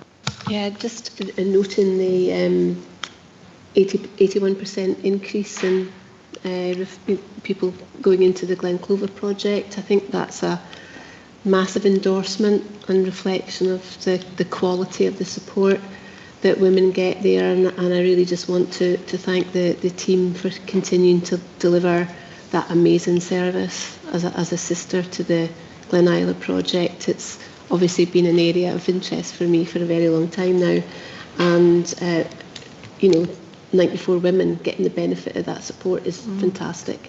So thank you. Thank you. So yeah, if we've no further comments, again, just to offer thanks as well for everyone who's part of this work that goes on. And our role is to consider and approve the annual report, but also note those financial challenges that are being faced as well. Is that agreed? Agreed. Thank you. So moving on to item 11, which is the Tayside Plan for Infants, Children, Young People and Families from 23 to 26. The annual progress report 24-25, which is going to be presented by Mrs Kelly McIntosh. Thank you, Convener. Agenda item 11 provides an update on progress towards the priorities in the 2023 to 26 Tay Plan. Appendix 2 holds the details of the work completed in the last year. I'd like to draw your attention to recommendation 3 of the report that asks members to note the decision to refer to an Angus Children's Services Plan from April 2026, whilst retaining elements of pan-Tayside partnership working where we believe that collaboration will add value and lead to improved outcomes for children and young people in Angus. And we're joined here today in the colleague by education and social work colleagues who will be happy to take any questions. Thank you. Thank you. Have we got any questions? Councillor Bell. Sorry. Yeah, a general question around when we really start to see the population health framework for Scotland start to appear, and plans like this, and there are some obviously health related outcomes in here around healthy weight, vaccine, what have you. So I'm just wondering if you when you're fitting that integration into planning, and also if there's any update on the timeline for the neurodevelopmental pathway for children, please. Thanks. I'll take your first question and I'll pass your second question over to Audrey. She is still there. I thought she wasn't there. So yeah, your first question, we held a session just at the last Integrated Children's Services Plan group to look at the new plan and determine the priorities, and we had a really great presentation from our colleagues in health and the corporate performance team on what is the first iteration of our joint strategic needs assessment. So members will be aware that in the past we've written plans really without a proper strategic needs assessment, and one is required. I did ask about the public health information, and I've been advised that that is currently being discussed at the Community Planning Partnership. So once it's been discussed there, I would hope that at our next meetings where we meet to identify the priorities based on our strategic needs assessment, that it's taken into consideration there. Thank you. Councillor Beattie. Sorry. Sorry, Audrey. That's okay. I just attended a meeting on Friday, actually, with NHS colleagues and also colleagues from Dundee and Perth and Kinross. So there is a proposal for a neurodevelopmental improvement delivery group to be established with representation from across the 3 local authorities as well as NHS Tayside, and there's a framework around that which includes a children and young people's reference group to get children and young people involved in that in the decision making. At the moment it's looking like the proposal is that that would sit under the governance of the TRIC leadership group, but I guess that's for further discussion. So looking at health colleagues, education, social work and third sector being represented on that group. So it's not quite moving at the pace that we would have hoped. However, there's still appetite for everyone to get together and look at what that would look like, not really at a Tayside-wide basis, but within each local authority to agree the neurodevelopmental pathway. So work is progressing. Thank you. I think now Councillor Beattie. Thanks very much, Convener. Can I ask which elements will be continued to be Tayside-wide rather than just Angus? Thanks for your question. So the honest answer is at this stage we don't know. We have until March to write the new plan. The current plan is in place. So what you're seeing today is a 24-25 update. We will have to very quickly bring a 25-26 update so that we can close that plan off. We'll work with our Integrated Children's Services group to identify priorities, and we will ask them to suggest priorities, again based on the strategic needs assessment of what we think might work as Tayside priorities. In the past, priorities across Tayside have been related to health and some police work related to Bairnshoes and the SCIM interview model. Personally, I believe that the health priorities would be the ones that would work better on a pan-Tayside element. However, it will be up to our group and the TRIC leadership group to discuss the Tay element going forward. Okay, thank you. Thank you. And Councillor Devine. Thanks, Convener. On page 161, it talks about an early years tracking tool for children 3 to 5 years old. But later on in the report, I see that Angus's 2 to 18 tool is being used. Is it now being used in all settings, and how have staff found it? Yeah, I'm going to pass that on to Sheena Locke, who's just joined us to speak about the pupil tracking tool in early years. Thank you for your question, Councillor Devine. We're really pleased that the 2 to 18 tracking tool, which is the Angus version of the old 3 to 5. We've adapted it because it's important to track children from the time that they come into our settings. So that 2 to 18 tracking tool is used right across our service, so all of our partner providers as well as our local authority settings. Childminders don't use the actual tool, they collect the same data in a simpler format, and that's just to minimise paperwork for them, so it makes it really accessible, and we add that into the tool so that we have that strategic overview. But we're really excited to see the impact of that tool. For us, it's not just about data gathering, it's about making that data work to get the best outcomes for children. And it's really exciting to see staff using that data really well to target individual supports for children to really get it right for them and help them progress in their learning and development. Thanks. Very much. Thank you. Have we got any further questions? No? Okay. Any comments? Okay, thank you. Oh, sorry. Go on, Councillor Devine. Sorry, I wasn't quick enough there. I was just so pleased to see that the test of change in an Arbroath Primary School has been set up for the DADS work that's going on, because I was going to ask about DADS involvement in the education area. I know it's happening in social work areas, but that's so good, and I hope that it's very successful and it can be rolled out across other schools. Thank you. Thank you.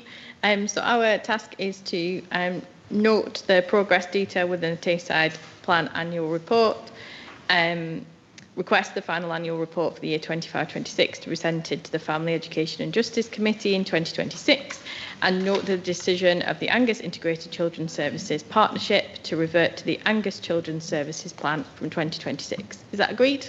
Agreed. Thank you. So item number 12 is the Early Learning and Childcare Family Partnership for eligible 2-year-olds, and Mr. Loudon is going to introduce this report.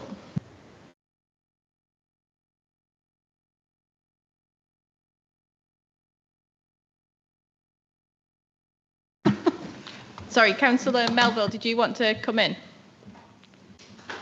I'll wait until after Mr. Loudon has introduced it, if that's right, Convener. Okay. Thank you, Convener.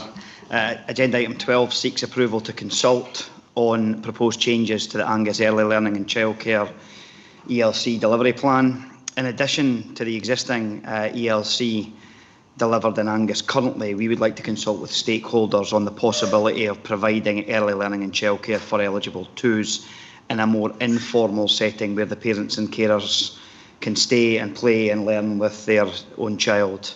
I believe that this innovative approach would enable staff to work with parents and children together in a holistic, family-centred way. So we'd commend it to members. Happy to take questions and comments. Thank you. Councillor Melville. Thanks, Convener, and let me apologise for being so quick off the mark there. This is a really, really good idea. I think I'm really looking forward to seeing how it develops, but I wonder if we could just get a little bit more detail about how we envisage the kind of staff and resourcing element of it, and what your vision is for that. Thanks very much for your question, Councillor Melville. As you're aware, we have, sorry, jumped in there.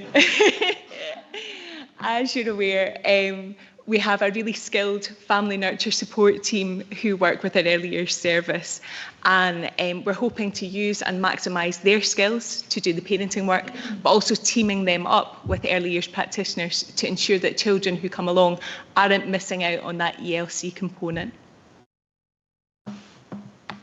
Thank you. Thank you, Councillor Bell. Thank you. I love this paper. I love the idea of it. So thank you for bringing it forward. And when we were reading the Wardykes report, the work that they've been doing around diversity and inclusion seemed like a really good topic that might, age appropriate, be reflected in that work. I just wondered if you have any particular themes that you would want to be delivering through this programme with parents. Thanks.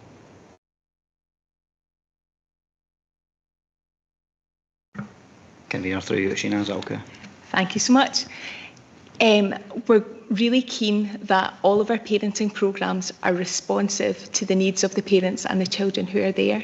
So rather than pre-planning, we'll be really keen to look at the group.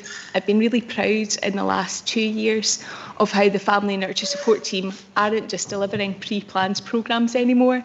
Instead, they're assessing with the parents who come, what are the needs here? What is it you want to explore? And really making these programmes niche for the parents. We're really excited that for this programme, looking at the Glasgow model, there's an outcome star framework that we'd be keen to use, which helps parents consider workforce development for themselves. What are the opportunities for them? What are their specific parenting needs?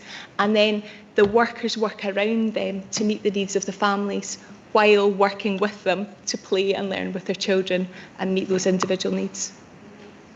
Thank you. Thank you. Is there any further questions? Any comments?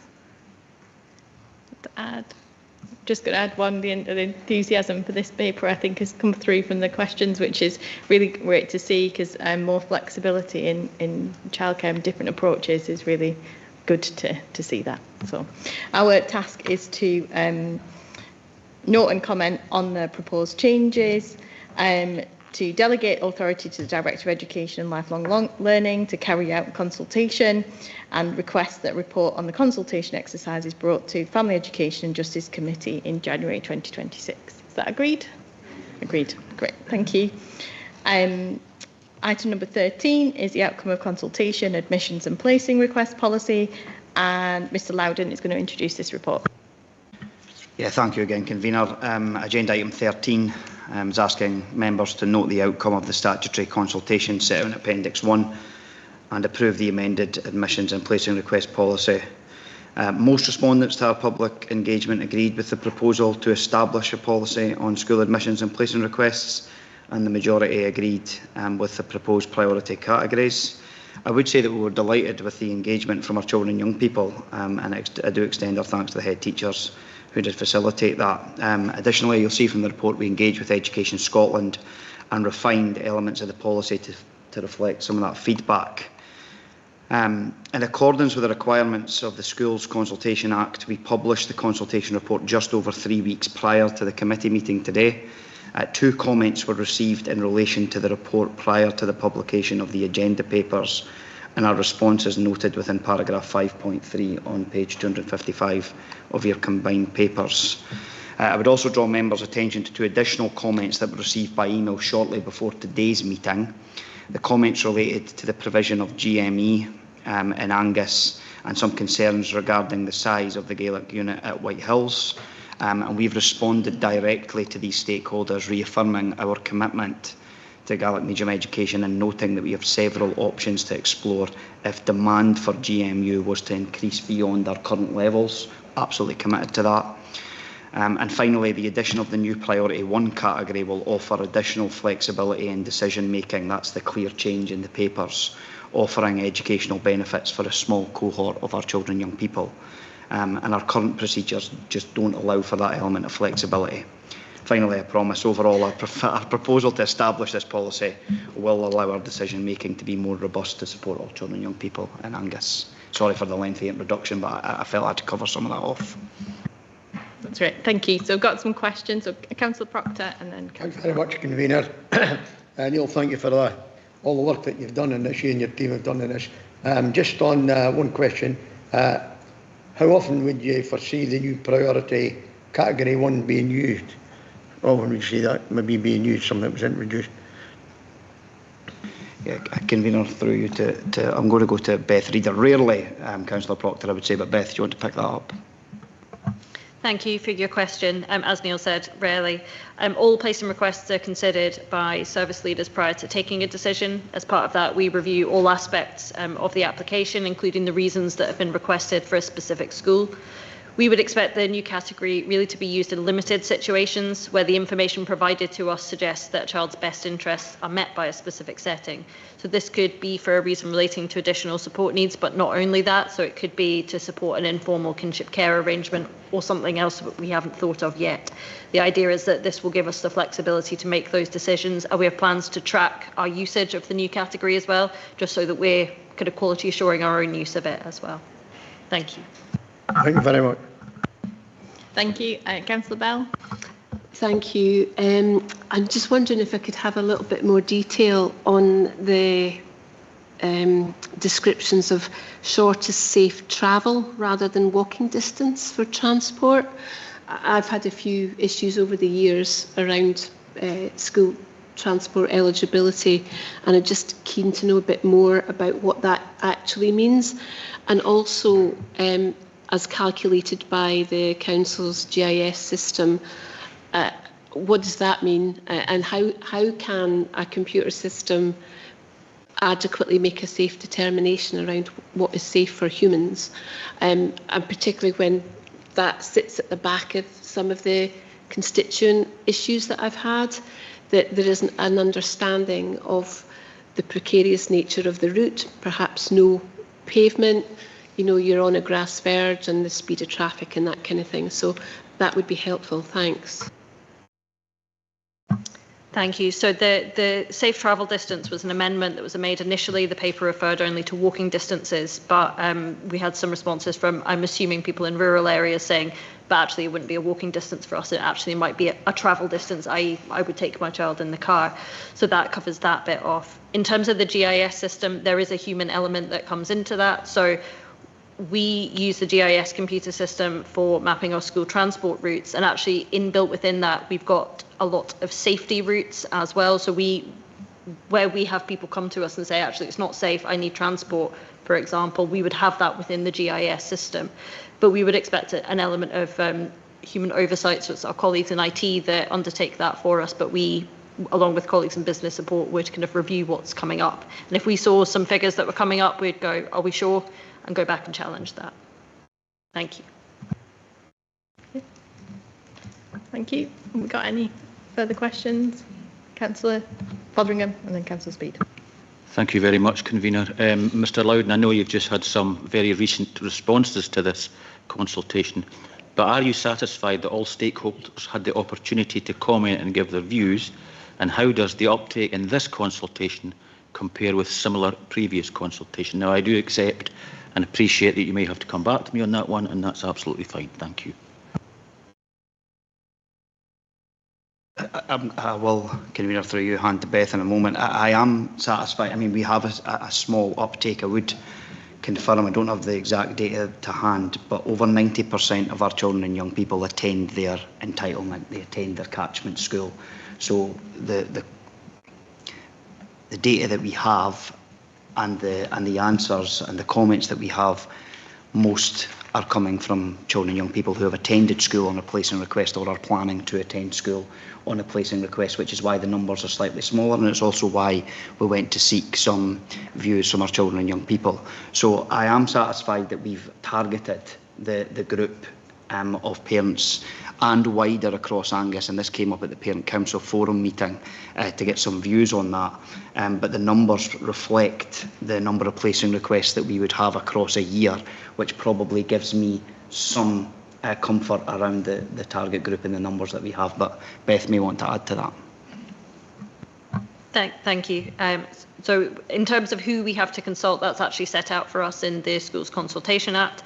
So we have legislative duty to undertake that, and we have complied with that as outlined in the report. I think, as Neil said, we were pleased with the level of engagement and the children and young people's elements. I have looked at what other local authorities have done. I won't name any specifically, but our response rate on both counts, general and for children, were higher than the other authorities I looked at, which gives me some assurance that we got views of the right people for this. Thank you. Thank you. Councillor Speed. Yeah, thank you. I've said it probably many a time with regards to that often, a placing request comes from other factors that are out with the family's control, such as, housing being offered to them that isn't within their gift necessarily to turn down because of the desperation, which in turn can then have an impact on schooling and placing requests, as well as sometimes additional support needs. It isn't always about choice, it's about what's best for the child. And so I've raised concern before about how sometimes our policies don't kind of work together to best support families. And so if a family makes a placing request, there can be multiple needs within that family, but they will lose their right to transport. And so I still have great concerns with that, because when a lot of these families, can be within that bracket of kind of risk in terms of, financial hardship, poverty and inequality. So I do have concerns as to how this policy and the proposals actually help support those circumstances. And I don't know if we can have a response on that, please. Yeah, thank you. Through you, Convener, to Councillor Speed. Just for clarity, Councillor Speed, of course, when young people move house, we don't move them school. So it would be, up to the family to make a request to attend the entitled school or put in an additional placing request. So there's no expectation that young people will automatically move school, and if they have siblings, etc., we would still treat them within the priority category. I think one of the fundamental differences that lies in priority 1 that we don't have flexibility in our previous school admissions is that option where the Director of Education and Lifelong Learning can consider, and picking up on Councillor Bell's point and what Beth had said, every placing request decision is considered on its own merits. Now, I take your point around transport, and that's a different discussion around that, but where we can now place young people possibly earlier in the process, I do believe that we can meet their needs through enhanced transition slightly quicker than we currently do, but we need to assess it on an individual basis. But without that priority 1 that now appears, I do take your point that there are some risks attached, but that priority 1 is trying to mitigate that risk. Does that answer the question? It doesn't really take away my concerns, especially when we're, in one area of council business looking at tackling poverty and inequality, and then on the other hand, like some of our policies don't kind of help alleviate people's pressures and take them out of those hardships.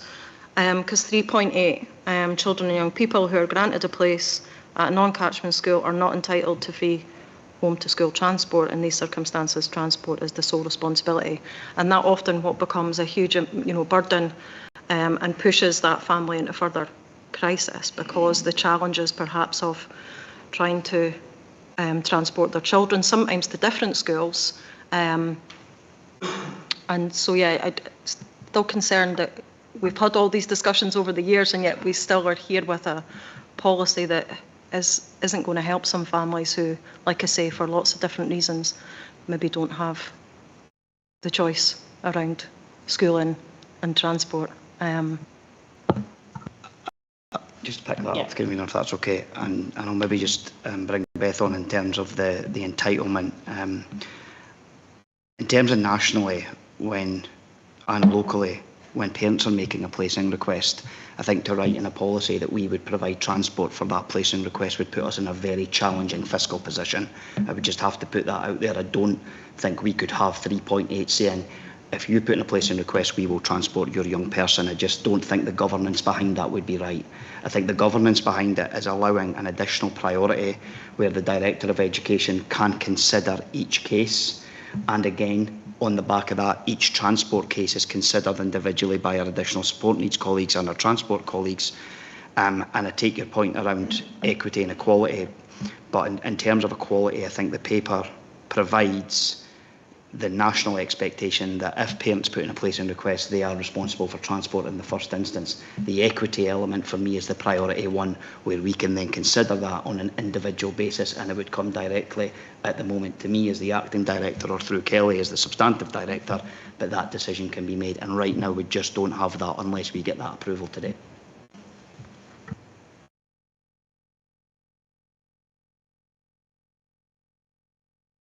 Just a final point on that is that we do have something written into our home to school transport policy for special circumstances decisions, and they're delegated to me to consider, and I will, and there are some members in this room who have been in touch with me about things. So where we can, we will seek to support, but as Neil said, we wouldn't rewrite the policy in that way, but I think we do have sufficient cover between the two policies.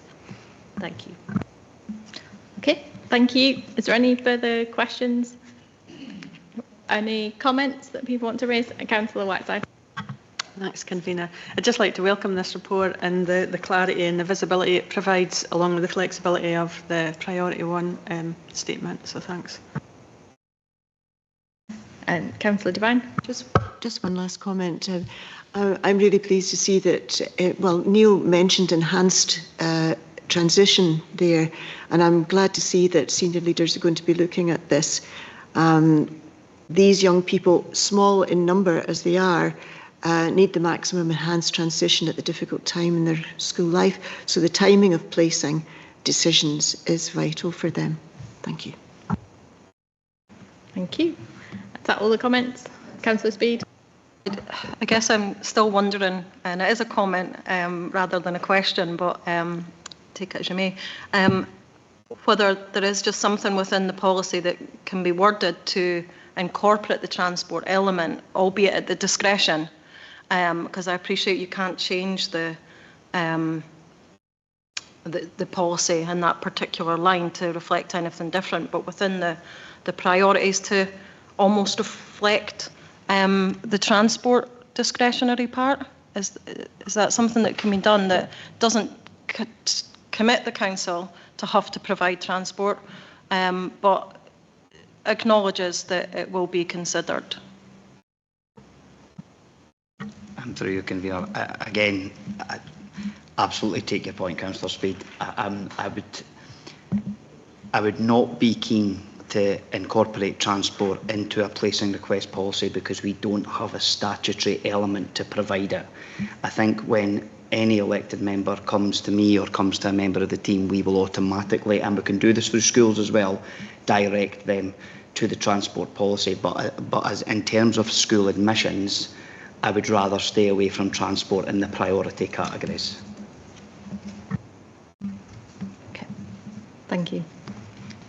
Okay, so we're going to move on to agreeing the recommendation. So for this one, it's to note the outcome of the statutory consultation and approve the amended draft admissions and placing request policy, and delegates authority to the Director of Education and Lifelong Learning to implement the approved policy in time for the August 2026 enrolment process. Is that agreed? Agreed. Thank you. So item number 14 is the continuum of provision, pre-consultation update, and Mr. Loudon's going to introduce the report. Thank you, Convener. Final one of the day, and I am coming cap in hand to members with this one. Just asking you to note the level of engagement in our pre-consultation. I have put in the table to provide a high-level statistical analysis of the responses. We have received a high volume of comments, however, in line with the responses, and further work is required to fully analyse the arising themes and give them the time that they need. I would add one additional point, Convener, that this pre-consultation did not include closing any of our current schools. It was 2 comments I received at our Parent Council meeting last Tuesday evening, and I said I would raise that as part of my introduction. This is about enhancing the offer of support to our children and young people only, not about school closures. So again, cap in hand to members to ask to grant some additional time, and I will bring a further report back to committee in January 2026, outlining the detailed analysis and then next steps. Thank you, Convener. Thank you. Have we got any questions? Okay. Councillor Speed. Yep, thank you. Thanks. You may recall that I did raise some concerns around the proposals at the last time round, especially with regards to location proposals, the impact that might have in terms of families, transport, some of the barriers there. Often rural schools are the first to close down, the further impact that would have on carers. And I know from some of the social media that was reflected in the feedback that was there, not necessarily through the formal consultation because we can't see that yet. But in terms of kind of the feedback, when you combine the disagree and the neither agree or disagree together, it does kind of outweigh those that agree with the proposals. And I just wondered how much consideration that will be, how much you'll take that on board when you come back with proposals in the future. Yeah, through you, Convener. Thank you, Councillor Speed. Just to clarify, it's not about closing rural schools. Absolutely not about closing rural schools. It is about enhancing the offer. I think you're right, though, in terms of that when you look at the statistical analysis, we will take all of that into account when we come back, and it may be that the pre-consultation results in the status quo. It may be that we come with some alternatives. It may be that we're considering other options. And I think one of the key things that we spoke about in the Chamber in August was that this pre-consultation, not a consultation, allowed us to consider all of those options. So they'll all be given their own merits, and we will look and come back with, and I've said, next steps. And some of those next steps may need to be that actually we enhance what we have or we keep the status quo. I just think right now in the pre-consultation we keep everything on the table. Okay, thank you. Does that answer the question? Can wait for the comment. Yeah, okay. Is any further questions? Any comments? Councillor Speed? Yeah, just for clarity, yeah, my concerns weren't around the closure of rural schools at all. It was more the proposals around meeting those additional needs in rural schools, and that certainly was what I was picking up from the feedback that was visible online as well, that families and parent carers had those concerns too. Thank you. Is there any other comments? No? Okay. So I think the next step is to agree, so it's to note the level of engagement that's been received with this pre-consultation, agree that additional time is granted to analyse the feedback provided, and request that the Director of Education and Lifelong Learning brings a further report to committee in January 2026. Is that agreed? Agreed. Thank you. Stop the live stream, please.